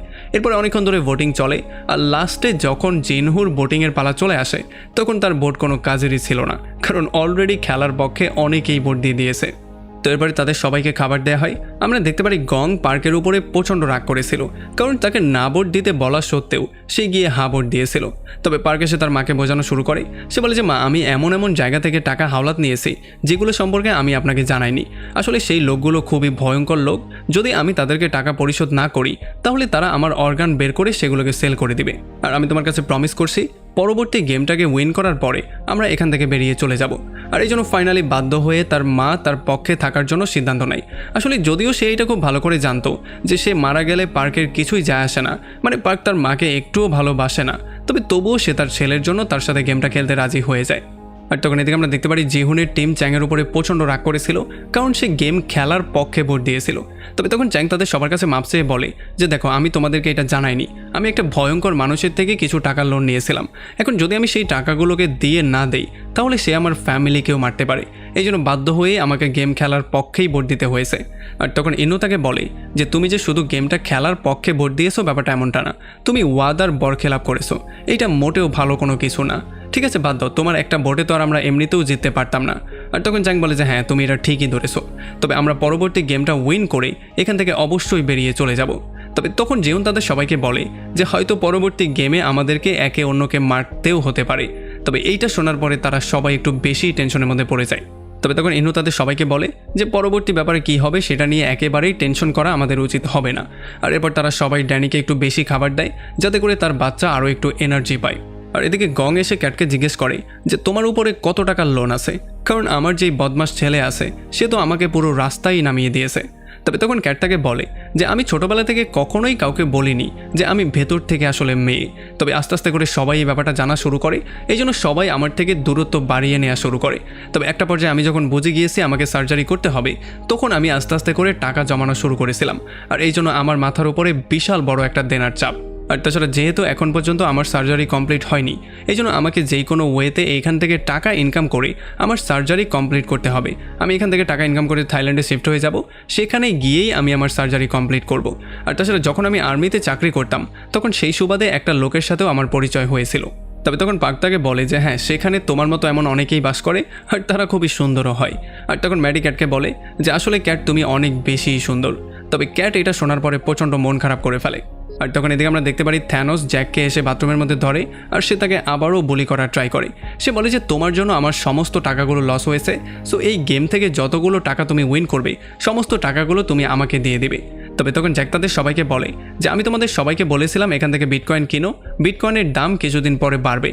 তবে তোমরা যখন দাম বেড়েছে তখন সেল না করে লোভে পড়ে আরও বেশি দিন ওয়েট করেছিলে, যে জন্য সঠিক সময় সেল না করার জন্য তোমাদের ক্ষতি হয়ে গেছে। এখন এইটার পেছনে আমার কোনো দায় নেই, আমি তোমাদেরকে বেশি লোভী হতে বলিও নি। তবে তখন থ্যানোস তাকে বলে যে আমার এতে করে কিছুই যায় আসে না, তুমি এখন থেকে আমার গোলাম হয়ে গেছো, কারণ আমার টাকাগুলো তোমাকেই পরিশোধ করতে হবে। তুমি এখন এই গেমটাকে উইন করবে আর এখানে যতগুলো টাকা উইন করবে সেগুলো তোমাকে আমাকেই দিতে হবে। তবে তখন জ্যাক তাকে বলে যে যদি এখান থেকে আমি পুরো টাকাটা উইন করে ফেলি তাহলে তুই ততক্ষণে মারা যাবি, আর এই সমস্ত বেকুবির জন্যই তোকে হয়তোবা রিয়েলিটি শো থেকে বের করে দেওয়া হয়েছে। আর এটা শোনার পরে থ্যানোসের মাথা প্রচণ্ড গরম হয়ে যায়, এই জন্য সে জ্যাককে পেটানো শুরু করে। তবে তখন এখানে ইনহো তার টিমের সঙ্গে চলে আসে, আর এটা দেখার পরে থ্যানোস তাকে থ্রেট করে সেখান থেকে বেরিয়ে চলে যায়। এরপরে রাতের বেলায় জেহুন তাদের সবাইকে বলে যে আমাদের সবাইকে রাতে জেগে জেগে পাহারা দিতে হবে, কারণ এখানের মানুষ জানোয়ারের মতো হয়ে যায় টাকার জন্য। তারা টাকার জন্য যে কাউকে যে কোনো সময় মারতে পারে, এটা আমি সব সময় এখানে লক্ষ্য করেছি। আর যেহেতু এটা একটা গেমেরই পার্ট, এই জন্য এখানে কোনো গার্ডরাই এই ব্যাপারটাকে থামানোর ট্রাই করে না। আর তখন ইনহো তার কথার সঙ্গে একমত জানায়। সে বলে যে হ্যাঁ, আমি এখানে বারবারই এটা দেখতে পেয়েছি, টাকার জন্য এখানে মানুষ জানোয়ারের চেয়েও ভয়ঙ্কর হয়ে যায়। এরপরে রাতের বেলায় গংয়ের ওয়াশরুমে চাপ দেয়, এই জন্য সে ওয়াশরুমে যাওয়ার জন্য প্রিপারেশন নেওয়া শুরু করে। তবে তখন পার্ক তার মাকে সাবধান করে বলে যে সেখানে গেলে কোনো বিপদের সম্মুখীনও তুমি হতে পারো। তবে তখন গং তার চুলের মধ্য থেকে একটা ছুরি বের করে, আর সে বলে এইটাকে আমি বিপদের হাত থেকে বাঁচার জন্যই এনেছিলাম। আর যেহেতু ড্যানিরও ওয়াশরুমে চাপ দিয়েছিল, এই জন্য তারা দুজন ওয়াশরুমে যাওয়ার জন্য গার্ডকে বলা শুরু করে। তবে গার্ড তাদেরকে সরাসরি না করে দেয়। তবে গং তখন এসে কান্নাকাটি করা শুরু করে আর গার্ডের মাথাটাকে খাওয়া শুরু করে। এই জন্য বাধ্য হয়ে গার্ড দরজাটা খুলে দেয়। আর তখন আমরা দেখতে পারি গং, ড্যানি আর ক্যাট তারা তিনজন মিলে ওয়াশরুমে চলে আসে। আর এখানে আমরা দেখতে পারি গং ড্যানিকে বারবার করে সাহায্য করার ট্রাই করছিল। এই জন্য ক্যাট তাকে জিজ্ঞেস করে যে তার কি কোনো সমস্যা হয়েছে নাকি। তখন সে বলেছে না, তার কোনো সমস্যা হয়নি, সে আসলে 9 মাসের প্রেগনেন্ট। আর এইটা শোনার পরে তো ক্যাটের অবস্থাও খারাপ হয়ে যায়, কারণ সে বুঝতেই পারছিল না যে এত ভয়ঙ্কর একটা অবস্থাতে কি করে এমন একটা গেমের মধ্যে কেউ আসতে পারে। আর এদিকে যখন জিহুন আর চ্যাং মিলে পাহারা দিচ্ছিল, তখন চ্যাং জেহুনকে বলে যে তুমি চাইলে শুয়ে পড়তে পারো, আমি এখানে একাই বসে পাহারা দিতে পারবো। আসলে আমার এখনও মনে আছে সেই দিনটার কথা, যখন তুমি আমার হোটেলের সামনে আমার কাছে টাকা চাইতে এসেছিলে, তবে আমি তোমাকে টাকা দিতে পারিনি। আসলে সত্যি সত্যি আমার কাছে তখন টাকা ছিল না, আর যদি আমি তখন তোমাকে টাকা দিতে পারতাম তাহলে তোমার মাও হয়তো জীবিত রয়ে যেত, আর তোমাকে এই ভয়ঙ্কর গেমের মধ্যেও আসতে হতো না। আসলে আমি তোমার কাছে মাপ চাইছি, কারণ আমার কাছে তখন সত্যিই টাকা ছিল না। আর তখন জিহুন তাকে বলে যে হ্যাঁ, আমি এটা খুব ভালো করেই জানি। তবে তখন চ্যাং তাকে জিজ্ঞেস করে যে তোমার কাছে যেহেতু এতগুলো টাকা আছে, তাহলে তুমি আবারও গেমের মধ্যে ব্যাক কেন করলে? কারণ এতগুলো টাকা দিয়ে তো তুমি যেটা ইচ্ছা সেটাই করতে পারতে। তবে তখন সে তাকে বলে যে যদি আমি তোমার সামনে মারা যাই, তাহলে এই টাকাগুলো দিয়ে তুমি আসলে কি করবে? তখন সে বলে যে প্লিজ এমন কথা বলো না, আমরা দুজন একসাথে গেমটা উইন করেই বাইরে বেরিয়ে যাব। আর তখন জিহুন তাকে বলে যে হ্যাঁ, আমিও এমনটাই চাইছিলাম যে আমি সবাইকে নিয়ে এখান থেকে বেরিয়ে যাব। তবে এখন যেই সিচুয়েশন আমি দেখতে পাচ্ছি, আমার মনে হচ্ছে না আমি তাদেরকে চেঞ্জ করতে পারছি। আসলে তারা টাকার জন্য পাগল হয়ে গেছে। এরপরে চ্যাং তাকে বলে যে তোমার মনে আছে অনেক বছর আগে আমরা একটা কোম্পানির বিরুদ্ধে আন্দোলন করছিলাম, আন্দোলনটা থামানোর জন্য কোম্পানি আমাদেরকে টাকাও দিতে চাইছিল, আমি সেই টাকাটা নিয়ে চলেও যেতে চাইছিলাম। তবে তখনই আমি তোমাকে সামনে দেখতে পেয়েছিলাম যে কিনা স্বপ্নের মধ্যে তার মায়ের কাছে খাবার চাইছিল। আর তোমার এমন করুণ অবস্থা দেখার পরে তোমার প্রতি আমার মায়া চলে আসে, এই জন্যই আমি সেখানে থাকার সিদ্ধান্ত নিয়েছিলাম। তবে তখন জিহুন তাকে বলে যে আমি এতটাও ভীত অবস্থায় ছিলাম না। তবে তখন চ্যাং বলে যে হ্যাঁ, তুমি ছিলে, আর তোমার জন্যই আমার জীবনটা নষ্ট হয়ে গেছে। তবে তখন জিহুন প্রচণ্ড রাগ করে তাকে বলে যে তোমার জন্য আমার ওয়াইফ আমাকে ছেড়ে দিয়ে চলে গিয়েছে, আমার বাচ্চা আমার থেকে দূরে চলে গিয়েছে, কারণ তুমি প্রত্যেক দিন আমাকে মদ খাওয়াতে, আর এই মদের জন্য আমি কোনো কাজকর্ম করতে পারতাম না। তবে তখন চ্যাং তাকে বলে যে তুমি আসলে একটু বেশিই পাগল হয়ে গিয়েছিলে, তবে এখন তুমি একটু লাইনে এসেছো, তুমি এখন আবার সেই পুরনো জেনহুর মতোই কথা বলা শুরু করছো। আর এটা শোনার পরে জেনহু একটু শান্ত হয়। আর এরপর আমরা দেখতে পারি তারা দুজন তাদের পুরনো দিনগুলো নিয়ে আলাপ করা শুরু করে। আর এখানে চ্যাং বারবার করে জেনহুকে কিপটা বলে ডাকছিল, মানে আমরা বুঝতে পারি তাদের দুজনের বন্ধুত্ব এখনও অনেকটা শক্ত ছিল। আর নিচে শুয়ে ইনহুও এই সমস্ত ব্যাপারগুলোকে ফিল করতে পারছিল। এরপরে পরদিন সকালবেলা আমরা দেখতে পারি জেনহো কামের সঙ্গে 2টা বোর্ড নিয়ে সমস্ত দ্বীপগুলোকে খোঁজার একটা প্ল্যানিং করেছিল। আর এরপর তারা 2টা টিমে ডিভাইডও হয়ে যায়, আর তারা তাদের কাজ শুরুও করে দেয়। আর তখন এদিকে প্রত্যেকটা প্লেয়ারকে ঘুম থেকে তুলে নতুন গেমের জন্য প্রিপারেশন নিতে বলা হয়। আর তাদের সবাইকে বিশাল বড় একটা প্লেগ্রাউন্ডের মধ্যে নিয়ে আসা হয়। আর এখানে তারা দেখতে পারে নতুন একটা গেম তাদের সামনে চলে এসেছে। আসলে এখানে বিশাল বড় একটা সার্কেল দেওয়া হয়েছিল, যেই গেমটার মধ্যে তাদের সবাইকে সার্কেলের মধ্যেই থাকতে হতো। আর যখন তারা এই পুরো গোলটা ঘুরে কমপ্লিট করবে, তখন তাদেরকে একটা নাম্বার দেওয়া হবে, আর সেই নাম্বার অনুযায়ী একটা টিম বানিয়ে তাদেরকে যেই কোনো একটা ঘরের মধ্যে গিয়ে দরজাটাকে বন্ধ করতে হবে। আর এমনটা করতে পারলেই তারা সেখানে গেমটা উইন করে ফেলবে। তারপরে এক এক করে তাদের সবাইকে সেই গোল সার্কেলটার মধ্যে নিয়ে আসা হয়, আর সার্কেলটা ঘোরা শুরু করে, মানে গেমটা চালু হয়ে যায়। আর আমরা দেখতে পারি এখানে সমস্ত লাইটগুলো বন্ধ করার পরে তাদেরকে প্রথম নাম্বারটা দেয়া হয় 10, মানে 10 জনের একটা টিম বানিয়ে তাদেরকে যেই কোনো রুমের মধ্যে যেতে হবে, তাও আবার মাত্র 30 সেকেন্ডের মধ্যে, তাহলেই তারা গেমটা উইন করতে পারবে, আর নয়তো বা তাদের সবাইকে মেরে ফেলা হবে।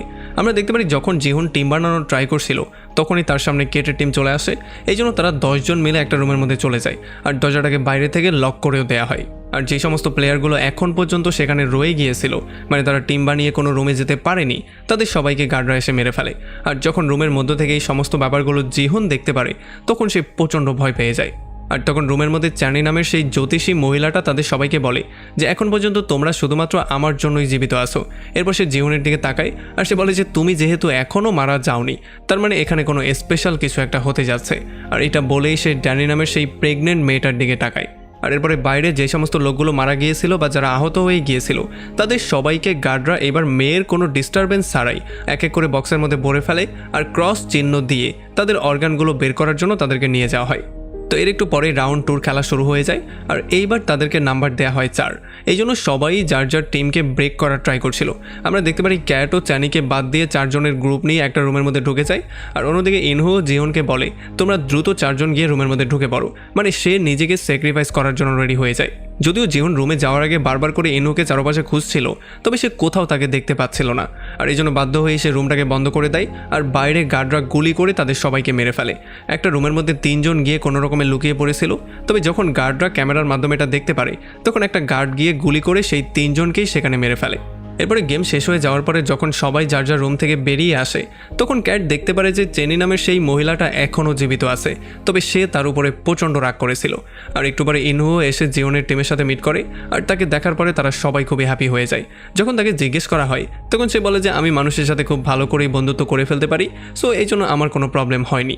আর এখানে যখন তারা খুবই হ্যাপিলি কথাবার্তা বলছিল তখন জ্যাক দূর থেকেই দাঁড়িয়ে দেখতে পারে যে ড্যানির টিম মেম্বাররা তার খুবই ভালো করে যত্ন নিচ্ছে। তো এরপরে যখন 3 নম্বর রাউন্ডের খেলা শুরু হয়ে যায় তখন আমরা দেখতে পারি তাদেরকে নাম্বার দেওয়া হয় 3। এই জন্য সবাই আবারও যার যার টিম ব্রেক করে রুমের মধ্যে যাওয়া শুরু করে। আমরা দেখতে পারি ক্যাটও তার টিম ব্রেক করে রুমের মধ্যে চলে যায়। আর এদিকে গং আর পার্ক যখন অন্য একটা মেম্বারকে খুঁজছিল তখনই 2টা লোক এসে পার্ককে ধরে নিয়ে যাওয়ার ট্রাই করে আর পার্কও তাদের সঙ্গে একটা রুমের মধ্যে চলে যায়, মানে সে তার মা গংকে ছেড়ে দিয়ে এখান থেকে চলে যায়। আর যখন গং দেখতে পারে তার ছেলেই মৃত্যুর জন্য তাকে রেখে দিয়ে চলে গেছে তখন তার মনটা খুবই খারাপ হয়ে যায়। তবে তখনই এখানে ইনহো আর জিউং চলে আসে আর তারা গংকে ধরে জোর করে একটা রুমের মধ্যে নিয়ে আসে, যে জন্য কোনো রকমে সে সেভ হয়ে যায়। তবে তার ছেলের কাছ থেকে এত বড় একটা ধোঁকা খাওয়ার পরে সে কোনোভাবেই শান্তিতে বসতে পারছিল না, মানে তার ছেলেকে নিয়েও তার টেনশন হচ্ছিল, তাছাড়া সে এই ব্যাপারটা নিয়েও চিন্তা করছিল। আর এরপর সে ইনহো আর জিওনকে থ্যাংক ইউ বলে, কারণ তাদের জন্যই তার লাইফটা সেভ হয়েছে। আর যখন তারা তার সম্পর্কে পার্ক সম্পর্কে জিজ্ঞেস করে তখন তারা বলে যে পার্ক তার জন্য পার্টনার খুঁজতে গিয়েছিল আর সে তখন থেকে আর ফিরে আসেনি। তবে এইটা শোনার পরে তারা বুঝতে পারে যে আসলে সে তার মাকে ছেড়ে দিয়ে চলে গিয়েছিল। তবে এইটা শোনার পরে আবার গং একটু তাদের উপরে রাগ করে, সে বলে যে আমার ছেলে অনেক ভালো একটা ছেলে, সে কোনোদিনও এমনটা করবে না। এই জন্য ইনহো আবার তার কাছে মাপও চেয়ে নেয়। তো এরপরে যখন গেম শেষ হয়ে যায় আর তারা সবাই বাইরে চলে আসে তখন আমরা দেখতে পারি ক্যাটের টিমের সাথে এসে গং মিট করে আর তাদের সবাইকে জীবিত দেখার পরে সে বেশি হ্যাপি হয়ে যায়। আর যখন সে তার ছেলে পার্কে খোঁজার ট্রাই করে তখন পার্কও তার সামনে চলে আসে। যদিও তার মা তাকে মাফ করে দিয়েছিল, তবে পার্ক তার মাকে ছেড়ে যাওয়ার জন্য প্রচণ্ড আপসেট হয়ে গিয়েছিল, এই জন্য সেখানে কান্নাকাটিও করা শুরু করে। কিন্তু মা হিসেবে গং আর কী করতে পারত, সে তার ছেলেকে সান্ত্বনা দেওয়া শুরু করে। তো এরপরে যখনই পরবর্তী রাউন্ডের খেলা শুরু হয়ে যায় তখন তাদেরকে দেয়া হয় 6 নাম্বার। এই জন্য জেহুন আর ক্যাটের টিম একসাথে হয়ে একটা রুমের মধ্যে যাওয়ার ট্রাই করে, কারণ এই টিমের মধ্যে মেয়ে আর বৃদ্ধরা ছিল। তবে যখনই তারা যাচ্ছিল তখন একটা লোকের সাথে ম্যাডি ধাক্কা খেয়ে যায়, যেই জন্য সে মাটিতে পড়ে যায়। আর রুমের মধ্যে যাওয়ার পরে ক্যাট ম্যাডির জন্য ওয়েট করা শুরু করে। তবে তখনই জ্যাক এসে সবাইকে ধাক্কা দিয়ে 5 জনের সাথে মিলে এই গেটটাকে লক করে দেয়, যেই জন্য ম্যাডি বাইরেই রয়ে যায়। আর একটু পরে গার্ডরা এসে তাকে সেখানেই মেরে ফেলে। আর এই ব্যাপারটা দেখার পরে ক্যাট অনেক বেশি আপসেট হয়ে যায়। এখন এই ব্যাপারটার জন্য ক্যাট প্রচণ্ড রাগ করে গিয়ে জ্যাককে ধরে আর তাকে পেটানোর ট্রাই করে। তবে তখন জ্যাক তাদেরকে বলে যে আমি তোমাদের 5 জনকে বাঁচিয়েছি, কারণ ম্যাডি কখনোই সময়ের আগে এই পর্যন্ত পৌঁছাতে পারতো না, আমি না আসলে তোমাদের 5 জনকেও মেরে ফেলা হতো। আর জ্যাকের সঙ্গে এখানের অনেকেই এগ্রি করে, যেই জন্য ক্যাটও বুঝতে পারে যে আসলে সে তাদেরকে সেভ করেছে। এরপরে যখনই রাউন্ড শেষ হয়ে যায় তখন তারা সবাই প্রচণ্ড ভয়ে ভয়ে বাইরে বেরিয়ে আসে আর পরবর্তী রাউন্ডের জন্য প্রিপারেশন নেওয়া শুরু করে। যখন পরবর্তী রাউন্ড চলছিল তখন এখানে জং তাদের সবাইকে বলে যে হয়তোবা এইবার তারা 2 নম্বর দিবে, কারণ এখানে মাত্র 50টাই রুম আছে যেখানে সর্বোচ্চ 100 জনই বাঁচতে পারবে, আর তারা বাকি সবাইকে এলিমিনেট করারই প্রিপারেশন নিয়েছে। আর এটা শোনার পরে জিনহুরও মনে হয় যে হয়তোবা এমনটাই হতে পারে, আর আসলে হয়ও এমনটাই। একটু পরে তাদেরকে 2 নম্বর দেওয়া হয়। আর এই নাম্বারটা পাওয়ার পরেই যে যার মতো দৌড়ে রুমের মধ্যে যাওয়া শুরু করে। আমরা দেখতে পারি ইনহোর সঙ্গে চ্যাংও গিয়ে একটা রুমের মধ্যে ঢুকে পড়ে, তবে তাদের সঙ্গে আরও একটা লোক গিয়ে রুমের মধ্যে জায়গা নিয়ে নেয়। আরও কিছু মানুষ দরজা ঠেলে আসার ট্রাই করছিল, তবে চ্যাং তাদেরকে কোনো রকমে আটকে রাখছিল। আর আমরা দেখতে পারি ইনহো তখন রুমের মধ্যে সেই লোকটাকে গলা টিপে সেখানেই মেরে ফেলে, যাতে করে তাদেরকে এলিমিনেট করে দেয়া না হয়। আর যখন চ্যাং এই ব্যাপারটা দেখতে পারে তখন সে পুরোপুরি শকড হয়ে যায়। আর তখন এদিকে আমরা দেখতে পারি যেই বক্সগুলোকে জ্বালানোর জন্য পাঠানো হচ্ছিল সেখানে যেই স্পেশাল বক্সগুলো ছিল, মানে যেগুলোর উপরে ক্রস আঁকা ছিল, সেগুলোকে নিচে অর্গানগুলো বের করার জন্য পাঠিয়ে দেওয়া হতো। এরপরে যখন গেম শেষ করে সবাই আবারও হলরুমের দিকে ব্যাক করছিল, তখন জিনহো তার টিমকে বলে যে আমাদেরকে যেই কোনো ওয়েতে সমস্ত মানুষদেরকে গুনতে হবে, যাতে করে বোটিংয়ের সাহায্যে আমরা যেই কোনো ওয়েতে গেমটাকে এখানেই বন্ধ করতে পারি। আর তখন এদিকে আমরা দেখতে পারি জুনহো, ডেভিড এবং কামি মিলে ড্রোনের সাহায্যে বাকি আইল্যান্ডগুলোকে চেক করছিল, যাতে করে তারা যেই কোনো ওয়েতে গেমের আইল্যান্ডটাকে খুঁজে বের করতে পারে। আমরা দেখতে পারি এখানে ড্রোনের টেকনোলজি দেখার পরে কামি একটু বেশি ইমপ্রেস হয়ে যায়, আর সে বলে যে আমরা যেহেতু আগেই অনেকগুলো আইল্যান্ডকে কাভার করে ফেলেছি, তার মানে আমরা এখন সেই সমস্ত আইল্যান্ডগুলোকে চেক করব যেগুলোতে আমরা এখন পর্যন্ত যাইনি, আর এতে করে খুব সহজেই আমরা সেটাকে বের করে ফেলতে পারবো। আর তখন এদিকে হলরুমের মধ্যে ড্যানির সাথে এসে জ্যাক মিট করে, আর সে তার কাছে আবারও মাপ চেয়ে বলে যে আসলে আমি কোনোদিনও তোমাকে ছাড়তে চাইনি, তবে আমি তোমাকে ছাড়তে বাধ্য হয়েছি। এখন যেহেতু আমরা এখানেই আছি, সো আমরা দুজনেই জীবিত গেমটা উইন করে এখান থেকে বেরিয়ে চলে যাব, আর আমাদের দুজনের যেই টাকাগুলো হবে সেগুলো দিয়ে আমরা খুবই ভালো একটা লাইফ লিড করতে পারবো। তবে এইটা শোনার পরে ড্যানি তাকে বলে যে তোমার শুধুমাত্র আমার টাকাগুলো দরকার, যাতে করে তোমার মাথার উপরে যে দেনার চাপ আছে সেটাকে তুমি তোমার মাথা থেকে সরাতে পারো। আসলে তুমি কখনোই না আমার কথা চিন্তা করেছো, না তুমি ভবিষ্যতে আমার কথা চিন্তা করবে। তবে তখন জ্যাক তাকে বলে যে না, ব্যাপারটা এমনটা না, আমি সবার জন্যই টাকাগুলো চাই, কারণ আমাদের সবাইকে বেঁচে থাকতে হবে। তবে তখন ড্যানি বলে যে তোমার টাকা দিয়ে তুমি কি করবে সেটা তোমার সিদ্ধান্ত, তবে আমার টাকা দিয়ে আমি আমার বাচ্চাকে পালবো, আর এগুলো আমার জন্য যথেষ্টই হবে। আর তখন এদিকে আমরা দেখতে পারি ম্যাডির মৃত্যুর জন্য ক্যাট প্রচণ্ড আপসেট হয়েছিল, কারণ ম্যাডি ছিল প্রথম কেউ যে কিনা ক্যাটের সাথে ফ্রেন্ডশিপ করেছিল। তবে তখনই এখানে চ্যানি নামে সেই জ্যোতিষী চলে আসে, আর সে তাদের সবাইকে বলে যে তোমরা সবাই ম্যাডির মতো মারা যাবে, কারণ তোমরা সবাই মিলে আমাকে ধোঁকা দিয়েছো, আর আমি তোমাদের সবাইকে বদদোয়া দিচ্ছি যাতে তোমাদের সবাইকেই মরতে হয়। তবে তখন আমরা দেখতে পারি কং এখানে তার মুখের উপরে থুতু দিয়ে বলে যে তোমার এই বদদোয়াতে আসলে আমাদের কিছুই হবে না। আর তখন এদিকে আমরা দেখতে পারি জ্যাং অলরেডি সমস্ত লোককে গুনে চলে এসেছে, আর সে দেখতে পেয়েছে তাদের পক্ষের লোকজন অনেকটাই কম, এই জন্য তারা বুঝতে পারে যে গেমটা হয়তোবা বন্ধ করার পসিবল হবে না। তবে তখন ইনু তাদেরকে বলে যে আমরা মানুষের সঙ্গে কথাবার্তা বলে গেমটাকে বন্ধ করার ব্যাপারে আলাপ আলোচনা করতে পারি। তবে এখানে একজন বলে যে আসলে এটা দিয়ে কোনো কাজই হবে না, কারণ জনের মতো লোকজন এখানেও আছে যারা কিনা গেমটাকে খেলতে চায়, মানে তারা টাকার লোভে অন্ধ হয়ে গেছে, সো তারা আমাদের বিরুদ্ধে প্রতিবাদ শুরু করে দিবে। তবে তখন জিউন তাদেরকে বলে যে আমরা এমন করেই হাতের উপরে হাত রেখে বসে থাকতে পারি না, আমাদেরকে কিছু একটা অবশ্যই করতে হবে। তবে তখন ইনু বলে যে যদি আমরা বোটিং করার জন্য কাউকে ফোর্স করার ট্রাই করি, তাহলে বোটিং শুরু হওয়ার আগেই এখানে মারামারি শুরু হয়ে যাবে, সো এখানে বিশৃঙ্খলার জন্য আরও ভয়ঙ্কর একটা পরিণতি হতে পারে। আর এটা শোনার পরে সবাই মিলে জিনহুকে শান্ত করার ট্রাই করে। আর তখন এদিকে আমরা দেখতে পারি জুনহু যখন ড্রোন দিয়ে সমস্ত আইল্যান্ডগুলো চেক করছিল, তখন একটা আইল্যান্ডের মধ্যে সে একটা দরজা পেয়ে যায়। এটা পাওয়ার পরে সে প্রচণ্ড কিউরিয়াস হয়ে যায়, এই জন্য সে সিদ্ধান্ত নিয়ে ফেলে সে কিছু লোকজন নিয়ে গিয়ে সেই আইল্যান্ডের মধ্যে সেই দরজার নিচে কী আছে সেটা চেক করে বের করবে। আর তখন মধ্যে আমরা দেখতে পারি গার্ডরা এসে তাদের সবাইকে আবারও বলে দেয় যে এখন এখানে শুধুমাত্র 100 জন মানুষই জীবিত আছে, সো যদি তোমরা সবাই এখন গেমটাকে কুইট করো, তাহলে তোমরা সবাই 365 মিলিয়ন ইয়ন করে পাবে, যেটা কিনা তোমাদের সবার জন্য অনেকটা বেশিও হতে পারে। আর এরপরে যখনই বোটিং শুরু করে দেওয়া হয়, তখন প্রথমেই জেহুন এসে বোটটা দেয়, সে না বোট দেয়, আর এরপরে এক এক করে সবাই বোট দেওয়া শুরু করে। তবে বোটিং খুবই ক্রিটিক্যাল চলছিল, আমরা দেখতে পারি থ্যানোসও নাচতে নাচতে এসে একটা হ্যাঁ বোট দিয়ে চলে যায়। আর অন্যদিকে একটা গার্ড এসে মেয়েকে থ্রেট করে বলে যে যেমন করে কাজ করছো তেমন করেই কাজটা করতে থাকো, আমাদের কাজের মধ্যে একেবারেই বাধা দিতে আসবে না, তাহলে তোমার অবস্থা খারাপ করে দেব। আর আমরা দেখতে পারি যখন মেয়ে সেখান থেকে তার রুমের মধ্যে ব্যাক করে, তখন সে প্রচণ্ড ফ্রাস্ট্রেটেড হয়েছিল। আর তখন এদিকে জোনও কিছু লোকজন নিয়ে সোজা চলে আসে সেই আইল্যান্ডের দরজার কাছে। তারা দেখতে পারে এইটা হচ্ছে গিয়ে বেসমেন্টে যাওয়ার একটা রাস্তা। আর যখন দুইটা ছেলে এই দরজাটাকে খোলার জন্য সামনে যায়, তখনই এখানে বিশাল বড় একটা ব্লাস্ট হয়ে যায়। আর এদিকে গেমের মধ্যে যেহেতু পার্কে কং মাফ করে দিয়েছিল, এই জন্য এইবার সে গিয়ে না বোট দেয়, যে জন্য সবাই খুবই হ্যাপি হয়ে যায়, কারণ এখন বোট সমান সমান হয়ে গিয়েছিল। তবে তখন অন্য একটা মহিলা এসে আবার হা বোট দিয়ে দেয়, যে জন্য যারা গেম খেলতে চায় তাদের একটা বোট বেশি হয়ে যায়।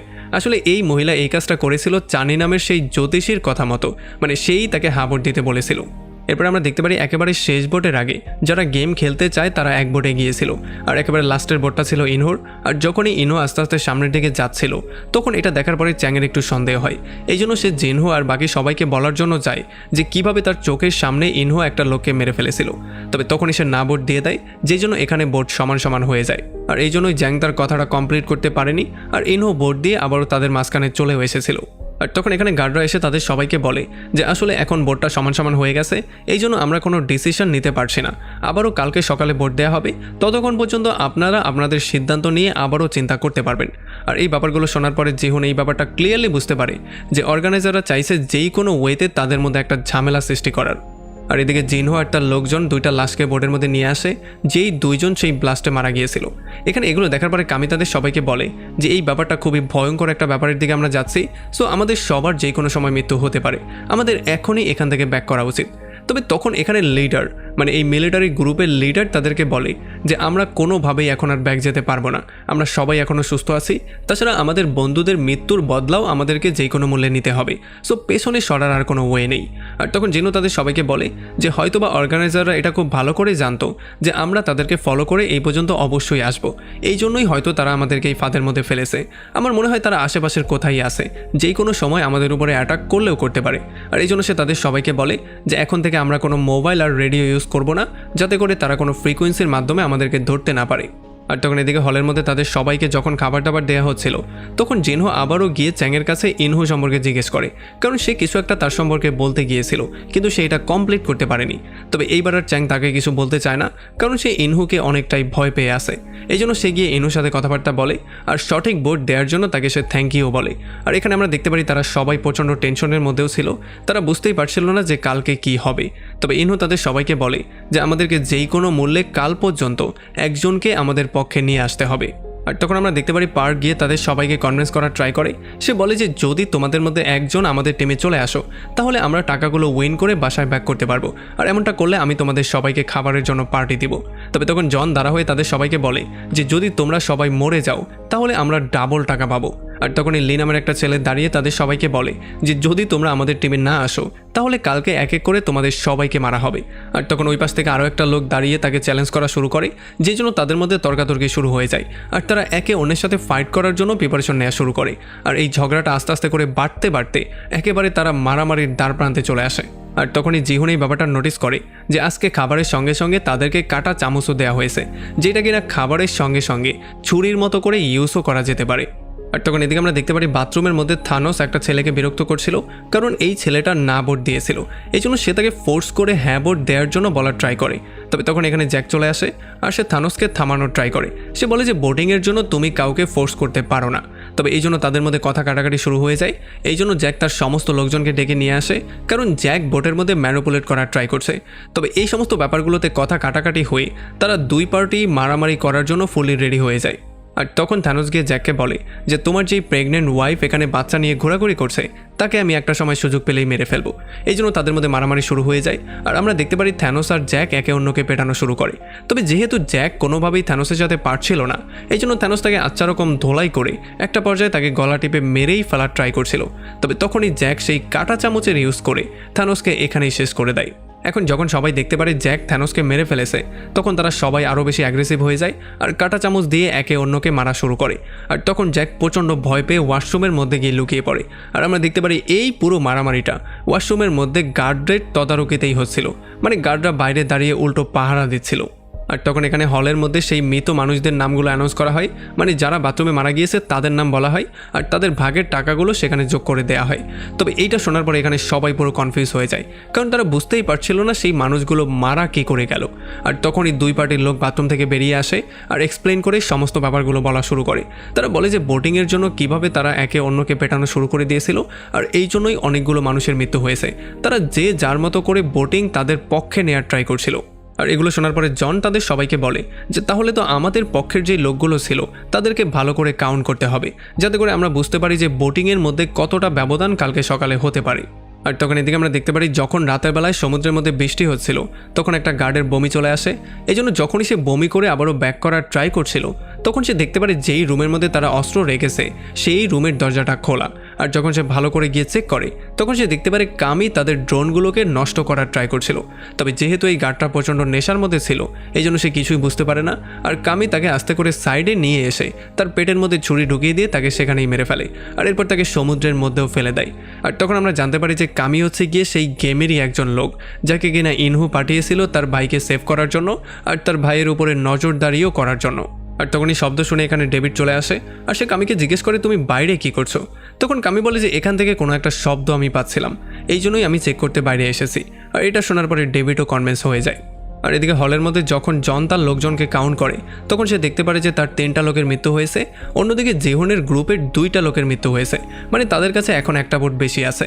তবে তখন এখানে গার্ডরা এসে বলে রাত অনেকটা হয়ে গেছে, তোমাদের সবাইকে যার যার সিটে গিয়ে ঘুমাতে হবে। তবে যাওয়ার সময় জিহুন এই ব্যাপারটা নোটিস করে যে জন আর তার লোকজন তাদের দিকে প্রচণ্ড রাগ নিয়ে তাকিয়ে আছে। আর তখন এদিকে আমরা দেখতে পারি সমস্ত অর্গানগুলো নিয়ে গার্ডরা একটা পানির রাস্তা দিয়ে সামনের দিকে যাওয়া শুরু করে। আর যখন তারা ওই পারে চলে আসে তখন তারা ব্ল্যাক মাস্ককেও এই সমস্ত ব্যাপারটা জানিয়ে দেয়। আর ব্ল্যাক মাস্ক এই খবরটা পাওয়ার পরে যখন জানতে পারে মেয়ে এখন আর তাদের মধ্যে আসছে না, তখন সে খুবই হ্যাপি হয়ে যায়। এরপর সে সোজা চলে আসে কন্ট্রোল রুমের মধ্যে, আর সে সমস্ত গার্ডদেরকে বাইরে এসে যার যার পজিশন নেওয়ার জন্য বলে, কারণ তাদের যে স্পেশাল গেমটা আছে সেটা একটু পরেই শুরু হবে। আর তখন এদিকে হলের মধ্যে জিহুন তার সমস্ত লোকজনকে এটা বলে দেয় যে তারা রাতের বেলায় আমাদের সবাইকে মারার একটা প্ল্যানিং করছে। তবে এটা শোনার পরে সবাই প্রচণ্ড ভয় পেয়ে যায়। আর ইনহু তাদের সবাইকে বলে যে তারা যতক্ষণে আমাদেরকে মারবে তার আগে কেননা আমরাই তাদেরকে মেরে ফেলি। এটা শোনার পরে সবাই তাদেরকে মারার জন্য রাজি হয়ে যায়। তবে জিহুন তাদের সবাইকে এটার জন্য না করে, সে বলে যে এইটা কোনোভাবেই করা উচিত হবে না। তবে ইনহু বলে এখান থেকে বের হওয়ার আর কোনো রাস্তাও আমাদের কাছে নেই। তবে জিহুন তাকে বলে যে এই সমস্ত কাজগুলো গেমের অর্গানাইজাররা আমাদের করতে বাধ্য করাচ্ছে, সো কেননা রাতের বেলায় আমরা সেই অর্গানাইজারদেরকেই মেরে ফেলি। তবে তখন লি তাদেরকে জিজ্ঞেস করে যে তাদেরকে আমরা কোথায় পাবো। তখন সে বলে যে হয়তোবা তারা উপরের কোনো রুমের মধ্যেই আছে, কারণ তারা সেখান থেকেই সমস্ত ব্যাপারগুলো কন্ট্রোল করে। আর তাদের লিডারের নাম হচ্ছে ফ্রন্ট প্যান, সে একটা ব্ল্যাক মাস্ক পরে থাকে। আর যদি তাকে আমরা মেরে ফেলতে পারি তাহলে পুরো গেমটাকেই বন্ধ করে দেয়া যাবে। তবে তখন ইনু তাকে জিজ্ঞেস করে যে আমরা এই কাজটা আসলে কিভাবে করব, কারণ তাদের কাছে তো অনেক অস্ত্র আছে, আমাদের কাছে তো একটা চাকু পর্যন্ত নেই। তবে তখন জিহুন তাকে বলে যে আসলে আমরা একে অন্যকে মেরে কোনোভাবেই এই গেমটাকে শেষ করতে পারবো না, আমরা যত এটাকে কন্টিনিউ করব ততই গেমটা সামনে এগোবে। তাছাড়া যদি আমরা তাদের উপরে আক্রমণ করে দিই তাহলে তারা এটা কল্পনাও করবে না যে আমরা তাদের উপরে গিয়ে আক্রমণ করতে পারি। আর এটা শোনার পরে ইনু বলে যে হ্যাঁ তুমি ঠিকই বলেছো, তারা কল্পনাও করতে পারবে না। আর তখন জিহুন তাকে এইটাও বলে দেয় যে আসলে যখন রাতের বেলায় মারামারি শুরু হয়ে যাবে তখন আমার কাছে এমন একটা প্ল্যান আছে, যেই প্ল্যানের মাধ্যমে গার্ডদের থেকে আমরা সমস্ত অস্ত্রগুলো ছিনিয়ে নিব, আর সেগুলো দিয়েই তাদের উপরে আক্রমণ করে আমরা তাদের সবাইকে শেষ করে দেব, যাতে করে এই গেমটাকে আমরা পুরোপুরি বন্ধ করে ফেলতে পারি। আর তখন এদিকে আমরা দেখতে পারি ডাকসু থ্যানোসের সেই ক্রসটার মধ্যে থেকে ড্রাগস নেয়, যাতে করে সে রাতের বেলায় একটা ভয়ঙ্কর ফাইট দিতে পারে। আর তখন জ্যাকের কাছে ড্যানিও চলে আসে, কারণ জ্যাকের অবস্থা প্রচণ্ড খারাপ হয়েছিল। আর এরপরে যখনই লাইটটা বন্ধ হয়ে যায় তখন ব্ল্যাক মাস্ক ক্যামেরার মাধ্যমে দেখতে পারে যে জিহুন আর তার টিমের কিছু মেম্বাররা খাটের নিচে লুকিয়েছিল, আর সেখান থেকে আস্তে আস্তে মুভমেন্ট করার ট্রাই করছিল, মানে তারা অন্য একটা দিকে যাওয়ার ট্রাই করছে। আর ততক্ষণে এদিকে মারামারিও শুরু হয়ে গিয়েছিল। যারা গেমটা খেলতে চায় আর যারা চায় না তাদের দুজনের মধ্যে ভয়ঙ্কর ফাইটিং চলছিল। তবে যারা গেমটা খেলতে চায় তারা ছিল বেশি শক্তিশালী, এই জন্য যারা গেমটা খেলতে চায় না তাদেরকে তারা এক এক করে মেরে ফেলছিল। তবে জিহুন আর তার টিম কোনোভাবেই তাদের কোনো সাহায্য করছিল না, কারণ জিহুন আর তার টিম এই ব্যাপারটা খুব ভালো করেই জানতো যে এখন হয়তোবা কিছু মানুষকে মরতে হতে পারে, তবে যদি তারা গার্ডদেরকেই মেরে শেষ করে দিতে পারে তাহলে তারা গেমটাকে বন্ধ করে দিয়ে হাজারো মানুষের জীবন বাঁচাতে পারবে। আর তখন গং তাদের সবাইকে বলে যে গেমের লোকজনও চাইবে না যাতে করে বেশি মানুষের মৃত্যু হয়, কারণ যদি বেশি মানুষের একসাথে মৃত্যু হয়ে যায় তাহলে তারাও গেমটাকে কন্টিনিউ করতে পারবে না। আর তখন আমরা দেখতে পারি ডাকসু চলে আসে ক্যাসিকে মারার জন্য। তবে তখনই উপর থেকে ডাকসুর উপরে আক্রমণ করা হলে ক্যাসি তাকে একটা চর মেরে দেয়। তবে ডাকসুর এতে কিছুই যায় আসে না, সে একটা চামচের সাহায্যে তাকে সেখানেই মেরে ফেলে। তো এর একটু পরে আমরা দেখতে পারি সমস্ত গার্ডরা এখানে চলে আসে আর তারা মারামারিগুলোকে থামানোর ট্রাই করে। তারা প্রথমেই জীবিত লোকদেরকে থামিয়ে দেয়, আর এরপরে মৃত মানুষের কানের কাছে হাত দিয়ে চেক করা শুরু করে। তবে এই মৃত মানুষদের মধ্যে জিহুনের লোকজনও লুকিয়েছিল, এই জন্য তারা গার্ডদের উপরে আক্রমণ করে দিয়েই তাদের হাত থেকে সমস্ত অস্ত্রগুলো নিয়ে নেয় আর এক এক করে তাদের সবাইকে মারা শুরু করে। আমরা দেখতে পারি ইনহুও এক এক করে গার্ডদেরকে মারা শুরু করে, যাতে করে সে তার বিশ্বাস অর্জন করতে পারে। আর এরপরে আমরা দেখতে পারি এখানে আরও গার্ড চলে আসে আর তাদের মধ্যে একটা ভয়ঙ্কর যুদ্ধ পরিস্থিতি শুরু হয়ে যায়। আর যখন ব্ল্যাক মাস্ক ক্যামেরায় ব্যাপারটা দেখতে পারে তখন সে গার্ডদেরকে দ্রুত সেখান থেকে পালিয়ে যাওয়ার জন্য বলে। তবে যখন দরজাটা বন্ধ হয়ে যাচ্ছিল তখন একটা গার্ড মাঝখানেই আটকা পড়ে যায়। তবে জিহুন তাকে না মেরে সেখানে জীবিতই ছেড়ে দেয়। তবে এখানে যে লোকজন ছিল তারা সেই সমস্ত মানুষদেরকে মারতে চাচ্ছিল যারা এতক্ষণ ধরে তাদের লোকজনকে মেরেছে, মানে যারা গেমটা খেলতে চায় তাদেরকে মারতে চাচ্ছিল। তবে জিহুন তাদেরকেও এখানে আটকে দেয়। তবে তখনই একটা লোক সামনে এসে বলে যে এই সমস্ত মানুষগুলো হচ্ছে সেই সমস্ত বজ্জাতরা যারা কিনা টাকার জন্য পাগল হয়ে গিয়েছিল, যারা টাকার নেশায় উন্মাদ হয়ে গেছে, আর আমাদেরকে এতক্ষণ ধরে তারা মেরেছে। সো এখন তো আমি তাদেরকে যেই কোনো ওয়েতে মেরেই ছাড়বো। তবে জিহুন তাকে বুঝিয়ে বলার ট্রাই করে যে এই অস্ত্রগুলো আমরা তাদেরকে মারার জন্য নেইনি, আর যদি আমরা তাদেরকে মেরেই ফেলি তাহলে তাদের আর আমাদের মধ্যে কোনো পার্থক্যই থাকবে না। এটা বলে সে সবাইকে কোনো রকমে শান্ত করে। আর এরপরে যতগুলো অস্ত্র তারা কালেক্ট করেছে সমস্ত অস্ত্রগুলো তারা এখানে জমা করা শুরু করে। তো এরপরে জিওন তাদের সবাইকে বলে যে এই অস্ত্রগুলো নিয়ে একটু পরেই আমরা গার্ডদের হেডকোয়ার্টারে যাব আর এক এক করে তাদের সবাইকে খুঁজে খুঁজে প্রত্যেককে সেখানেই মেরে ফেলবো। এমন করেই আমরা গেমটাকে সারা জীবনের জন্য বন্ধ করে দেব, যাতে করে আর কোনো মানুষকে তারা টাকার লোভ দেখিয়ে মারতে না পারে। সো যদি কেউ এখানে এমন থাকেন যে কিনা আগে থেকেই বন্দুক চালাতে পারেন, তাহলে প্লিজ আপনারা এসে আমাকে সাহায্য করুন। তবে আমরা দেখতে পারি জনের টিম থেকে কেউই যাওয়ার জন্য রাজি হয় না, আর জ্যাককেও ড্যানি ইশারাতে না করে দেয় যাতে করে সে না যায়। আর তখন আমরা দেখতে পারি চ্যাং এখানে সবার সামনে চলে আসে আর সে তাদের সবাইকে বলে যে আপনাদের মতো আমরাও অনেকটা ভয়ের মধ্যে আছি, তবে এখান থেকে বের হওয়ার এইটাই হচ্ছে গিয়ে আমাদের শেষ সুযোগ। আমাদের যেই কোনো মূল্যে এখান থেকে বেরোতে হবে, সো প্লিজ আপনারা এসে আমাদেরকে সাহায্য করুন। আর এইটা শোনার পরে কিছু ছেলে সামনে আসা শুরু করে। এখানে পার্কও আসার ট্রাই করছিল, তবে গং তাকে সেখানে আটকে দেয়। আর এরপরে জিহুন তাদের সবাইকে একটা একটা করে অস্ত্র দিয়ে দেয় আর ওয়াকি টকি চালানোর প্র্যাকটিস করার জন্য বলে। আর এরপর সে ইনুকেও থ্যাংক ইউ বলে, কারণ সেই তার লাইফটা একটু আগে সেভ করেছিল। তো এরপরে ক্যাট সবাইকে বন্দুক চালানো শেখানো শুরু করে, যাতে করে তারা যেই কোনো মূল্যে গার্ডদেরকে মারতে পারে। যেহেতু ক্যাট আগে মিলিটারি অফিসার ছিল, এই জন্য সে বন্দুক সম্পর্কে ভালো করেই সব কিছু জানে। আর তাছাড়া বারবার করে কিভাবে ম্যাগাজিন লোড করতে হয় সেই ব্যাপারটাও তাদেরকে শিখিয়ে দেয়, যাতে করে বন্দুক খালি হলে তাদের নিজেদেরই মরতে না হয়। এরপরে যখনই জিহুন আর তার টিম গিয়ে সেই ধরা পড়া গার্ডের মুখটা চেক করে, তখন তারা দেখতে পারে এইটা খুবই বাচ্চা বয়সী একটা ছেলে। এই জন্য সে তাকে গান পয়েন্টে করে বলে যে দ্রুত তোমার বসের কাছে আমাকে নিয়ে চলো। আর এরপর তারা সবাই মিলে দরজাটা ভেঙে বাইরে আসে আর আস্তে আস্তে করে তারা হলরুম থেকে বাইরে যাওয়া শুরু করে। তবে বাইরে আসার সঙ্গে সঙ্গেই গার্ডরা তাদের উপরে আক্রমণ করে দেয়, তবে তারাও কোনো রকমে গুলি করে গার্ডদেরকে উড়িয়ে দেয়। আর আমরা দেখতে পারি ক্যাট গুলি করে করে সমস্ত ক্যামেরাগুলোকে নষ্ট করে দিচ্ছিল। তো এরপরে একটু সামনে যাওয়ার পরেই সেই ছেলেটা জিওনকে বলে যে একটু সামনে গেলেই আমাদের কন্ট্রোল রুম, যেটাকে তুমি আমাদের এই মাস্কের সাহায্যে ওপেন করতে পারবে। এটা বলেই সে তাকে মাস্কটা দেয়। সে বলে সেখানেই আমাদের ফ্রন্টম্যান আছে। তবে তখনই সে জিওনের পেছনে ফ্রন্টম্যানকে দেখতে পারে, মানে ইনহুকে দেখতে পারে, যে কিনা আসলে ছিল তাদের লিডার। আর এটা দেখার পরে তার অবস্থা খারাপ হয়ে যায়। তবে সে কিছু একটা বলতে যেত, তার আগে এই গার্ডরা তাকে শ্যুট করে মেরে ফেলে। আর এই জন্য এখানে একটা হট্টগোল শুরু হয়ে যায়, একটা গোলাগুলির পরিস্থিতি শুরু হয়ে যায়। আর তখন জিওন গিয়ে ইনুকে বলে যে আমি 2টা লোক নিয়ে কন্ট্রোল রুমের দিকে যাচ্ছি, ততক্ষণ এখানে গার্ডদেরকে তোমরা হ্যান্ডেল করো। আর যখনই সে 2টা লোককে নিয়ে কন্ট্রোল রুমের দিকে যাওয়া শুরু করে, তখন এদিকে আমরা দেখতে পারি আস্তে আস্তে করে প্লেয়ারদের গুলি শেষ হয়ে যাচ্ছিল। এই জন্য তারা তাদের ম্যাগাজিনগুলো একজন অন্যজনের সাথে শেয়ার করা শুরু করে। আর তখন এদিকে যখনই জিউন সেই মাস্কটার ইউজ করে একটা দরজার সামনে যায়, তখনই বিশাল বড় একটা দরজা ওপেন হয়ে যায়, যেটার ওই পারে একটা বিশাল বড় রাস্তা ছিল। আর সে ওয়াকিটকির সাহায্যে ইনহুকেও এই খবরটা জানিয়ে দেয়। আর তখনই জেনু আর চ্যাংয়ের উপরে গার্ডরা এসে আক্রমণ করে দেয়। তবে তাদের সবাইকে মেরে তারা কোনো রকমের সামনে যাওয়া শুরু করে। আর আমরা দেখতে পারি সিসিটিভি ক্যামেরার মাধ্যমে ব্ল্যাক মার্কসও এই সমস্ত ব্যাপারগুলো ফলো করছিল। এই জন্য সে একটা বিশাল বড় গার্ডদের বাহিনীকে পাঠায়, যাতে করে তাদেরকে মেইন ডোরের কাছেই তারা আটকে দিতে পারে। আর তখন এদিকে আমরা দেখতে পারি প্লেয়ার আর গার্ডদের মধ্যে ভয়ঙ্কর রকমের একটা গোলাগুলি হচ্ছিল, যেখানে প্লেয়ারদের গুলি আস্তে আস্তে শেষ হয়ে যাচ্ছিল। এই জন্য তারা যে কোনো ওয়েতে জিহুনের কাছ পর্যন্ত পৌঁছানোর ট্রাই করছিল। তবে এখানে ইনহো তাদের সবাইকে বলে যে কোনো পরিকল্পনা ছাড়া আমাদের এখান থেকে মুভ করা একেবারেই উচিত হবে না। আর তখন এদিকে যখন জিহুন আর চ্যাং গার্ডদের সাথে গোলাগুলি করছিল, তখন আস্তে আস্তে করে তাদের গুলিও শেষ হয়ে যাচ্ছিল। আর অন্যদিকে আমরা দেখতে পারি ক্যাট আর তার টিমের গুলিও আস্তে আস্তে শেষ হয়ে যাচ্ছিল। আর এই জন্য চ্যাং ইনহুকে দ্রুত এখানে আসার জন্য বলে। তবে ইনহু তাদেরকে ক্লিয়ারলি জানিয়ে দেয় যে আমাদের কাছেও এখন কোনো গুলি নেই। তবে তখন চ্যাং তাকে বলে যে প্রত্যেকটা গার্ড তাদের পকেটে আলাদা করে একটা ম্যাগাজিন রাখে, সো হলের মধ্যে 2-1টা লোককে পাঠাও, যাতে করে সেখানের গার্ডদের পকেট থেকে ম্যাগাজিনগুলোকে তারা আনতে পারে। আর এই ব্যাপারটা ইনহু তাদের সবাইকে জানিয়ে দেয়। এই জন্য 2টা লোক ম্যাগাজিন আনার জন্য হলের মধ্যে যায়, আর বাকি 2জনকে নিয়ে সে সামনে যাওয়ার ট্রাই করে। আর এদিকে যেহেতু জিওনের কাছেও কোনো গুলি ছিল না, এই জন্য চ্যাং তাকে পেছন থেকে কাভার দেওয়া শুরু করে। আর সে কোনো রকমে হলের মধ্যে মৃত গার্ডদের পকেট থেকে ম্যাগাজিনগুলো নিয়ে আবারও ফাইট করার সিদ্ধান্ত নেয়। আর এদিকে যখন লি দৌড়ে হলের মধ্যে এসে সমস্ত গার্ডদের পকেট চেক করা শুরু করে, তখন পার্ক তাদেরকে এটার কারণ জিজ্ঞেস করে। এই জন্য সে বলে যে আমাদের সমস্ত গুলি শেষ হয়ে গেছে, আর গার্ডদের পকেটে একটা করে ম্যাগাজিন এক্সট্রা থাকে। এই জন্য সেও তাদেরকে সাহায্য করা শুরু করে। আর এদিকে জিহুনও ম্যাগাজিনগুলো নিয়ে আবারও পেছনে ব্যাক করে, আর তারা গার্ডদের সঙ্গে আবারও গোলাগুলি করা শুরু করে। তবে তখনই এখানে ইনহু চলে আসে। সে বলে যে আমি রাস্তায় আসার সময় একটা নকশা দেখতে পেয়েছিলাম, যেখানে হয়তোবা কন্ট্রোল রুমে যাওয়ার পেছন দিয়ে একটা রাস্তা আছে। সো আমি পেছন দিয়ে গিয়ে গার্ডদেরকে মারা শুরু করি, যাতে করে তোমরা এখান দিয়ে খুব সহজেই ভেতরে যেতে পারো।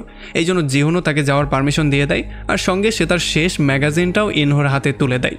আর এদিকে যখন ইনু ম্যাগাজিন আর 2টা গার্ড নিয়ে অন্যদিকে যাওয়া শুরু করেছিল, তখন লি এখানে সমস্ত গার্ডদের পকেট থেকে ম্যাগাজিনগুলো বের করে সেগুলো নিয়ে উপরের দিকে যাওয়ার ট্রাই করছিল। তবে উপরের থেকে সে ভয়ঙ্কর রকমের গোলাগুলির শব্দ শুনতে পারে, যে জন্য তার অবস্থা প্রচণ্ড খারাপ হয়ে যায়। আর ওয়াকিটকির মাধ্যমে বারবার করে ক্যাট তাকে উপরে যাওয়ার জন্য বলছিল, তবে সে কোনোভাবেই উপরে যেতে চাইছিল না। সে ওয়াকিটকিটাকে নিচে ফেলে দেয়, আর প্রচণ্ড ভয় পেয়ে সে এখানেই রয়ে যাওয়ার সিদ্ধান্ত নেয়। আর এই ব্যাপারটাতে ক্যাট তার উপরে প্রচণ্ড রাগ করে, এই জন্য সে সমস্ত ম্যাগাজিনগুলো আনার জন্য নিজেই নিচে যাওয়ার সিদ্ধান্ত নেয়। আর তখন এদিকে আমরা দেখতে পারি যখন ইনু পেছনের রাস্তায় চলে আসে তখন সে তার দুইটা সঙ্গীকেই শ্যুট করে সেখানে মেরে ফেলে।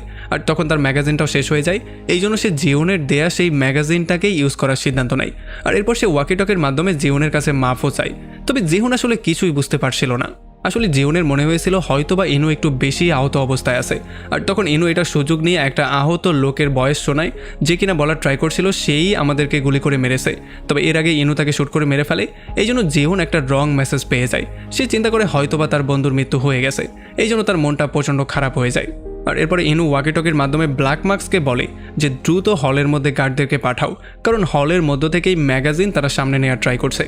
আর এদিকে যখন ক্যাট আবারও হলের মধ্যে চলে আসে তখন সে দেখতে পারে লি প্রচণ্ড ভয় পেয়ে একটা কোনায় গিয়ে বসে আছে। আর যখন সে তার কাছে ম্যাগাজিনগুলো চায় তখন সে তাকে ম্যাগাজিনগুলো দিয়ে দেয়। আর যখন এগুলো নিয়ে ক্যাট সামনের দিকে যাওয়ার ট্রাই করছিল ততক্ষণে এখানে অনেকগুলো গার্ড মাঝখানে চলে এসেছে। এই জন্য ক্যাটও তার গানটা লোড করা শুরু করে যাতে করে এক এক করে তাদের সবাইকে মারতে পারে। তবে তখন এখানে গং এসে তাকে আটকে দেয়। সে বলে যে প্লিজ তুমি এমন করে নিজের জীবনটাকে ঝুঁকির মধ্যে ফেলো না, তুমি তাদের সাথে কোনোভাবেই এই অবস্থায় পেরে উঠতে পারবে না। আর তখন ক্যাটেরও মনে হয় যে হ্যাঁ, সেই হয়তোবা ঠিক কথাটা বলছে, এখন তার জীবনটা ঝুঁকির মধ্যে ফেলা একেবারেই উচিত হবে না। আর তখন অন্যদিকে বাকি সমস্ত প্লেয়ারদেরকেও গার্ডরা চারপাশ দিয়ে ঘিরে ফেলেছিল আর তাদের বন্দুকের গুলিও শেষ হয়ে গিয়েছিল। এই জন্য তখন চ্যাট দেখতে পারে একটা প্লেয়ার নিজেকেই শ্যুট করে মেরে ফেলেছে। তবে এরপরে যখন সে অন্য একটা সঙ্গীর সঙ্গে গিয়ে স্যারেন্ডার করে দেয় তখন তার সঙ্গীকেও শ্যুট করে মেরে ফেলা হয়। এই জন্য চ্যাট তাকে বারবার করে তার অসুস্থ ছেলে টম সম্পর্কে বলা শুরু করে। তবে গার্ডরা তার কোনো কথা না শুনে তাকে সেখানে শ্যুট করে মেরে ফেলে। আর তখন এদিকে জিহুন আর চ্যাং এখন পর্যন্ত গার্ডদের সাথে ফাইট করে যাচ্ছিল। তবে একটা পর্যায়ে যখন তাদের গুলি শেষ হয়ে যায় আর তারা জানতে পারে বাকি সমস্ত প্লেয়াররাও স্যারেন্ডার করে নিয়েছে, এই জন্য ফাইনালি তারাও এখানে স্যারেন্ডার করার সিদ্ধান্ত নেয়। আর তখনই এখানে তাদের সামনে ফ্রন্টম্যান চলে আসে। ফ্রন্টম্যান এসে তাকে বলে যে গেমের মধ্যে ব্যাক করে হয়তোবা তুমি অনেকটা মজাই পেয়েছো, হয়তোবা এই গেমটা তুমি এনজয়ও করছো। আর এইটা বলেই সে তার মাথার মধ্যে গান পয়েন্ট করে ফেলে। আর এরপরে ফ্রন্টম্যান তাকে বলে যে এই ভয়ঙ্কর অপরাধের শাস্তি তোমাকে অবশ্যই ভোগ করতে হবে। এইটা বলেই সে চ্যাংকে শ্যুট করে সেখানে মেরে ফেলে। আর যখন জিওন দেখতে পারে তার বেস্ট ফ্রেন্ড তার চোখের সামনে মারা যাচ্ছে তখন সে পাগলের মতো হয়ে যায়। সে তার উপরে গিয়ে আক্রমণও করতে চায়, কিন্তু যেহেতু এখানে অনেক গার্ড ছিল এই জন্য তারা সবাই তাকে সেখানে ধরে ফেলে। আর জিওন দেখতে পারে তার চোখের সামনে তার বেস্ট ফ্রেন্ডের মৃত্যু হচ্ছে। এটা দেখার পরে সে ভেঙে চুরমার হয়ে যায়। আর এমনই একটা ভয়ঙ্কর পয়েন্টে এই পুরো সিরিজটা এখানেই শেষ হয়ে যায়। আসলে বুঝতেই পারছেন কতটা ভয়ঙ্কর আর কতটা এক্সাইটিং ছিল এই সিজন 2। আমার মনে হয় সিজন 3ও আসবে, এই জন্যই সিরিজটাকে মাঝখানে শেষ করা হয়েছে। সো আমরা ওয়েট করতেই পারি সিজন 3 কবে আসে সেটার জন্য। তবে সিজন 2ও যে প্রচণ্ড এক্সাইটমেন্টে ভরা ছিল সেটা তো আমরা অলরেডি দেখতেই পেয়েছি। যাই হোক, ভিডিও ভালো লাগলে অবশ্যই একটা লাইক করবেন, আমাকে কমেন্ট করে জানান কেমন লাগলো ভিডিও। যদি এখন পর্যন্ত আমাদের চ্যানেলটা সাবস্ক্রাইব করে না থাকেন তাহলে প্লিজ করে ফেলুন। তো আমাদের দেখা হবে অন্য কোনো ভিডিওতে অন্য কোনো একদিন। Till then, take care.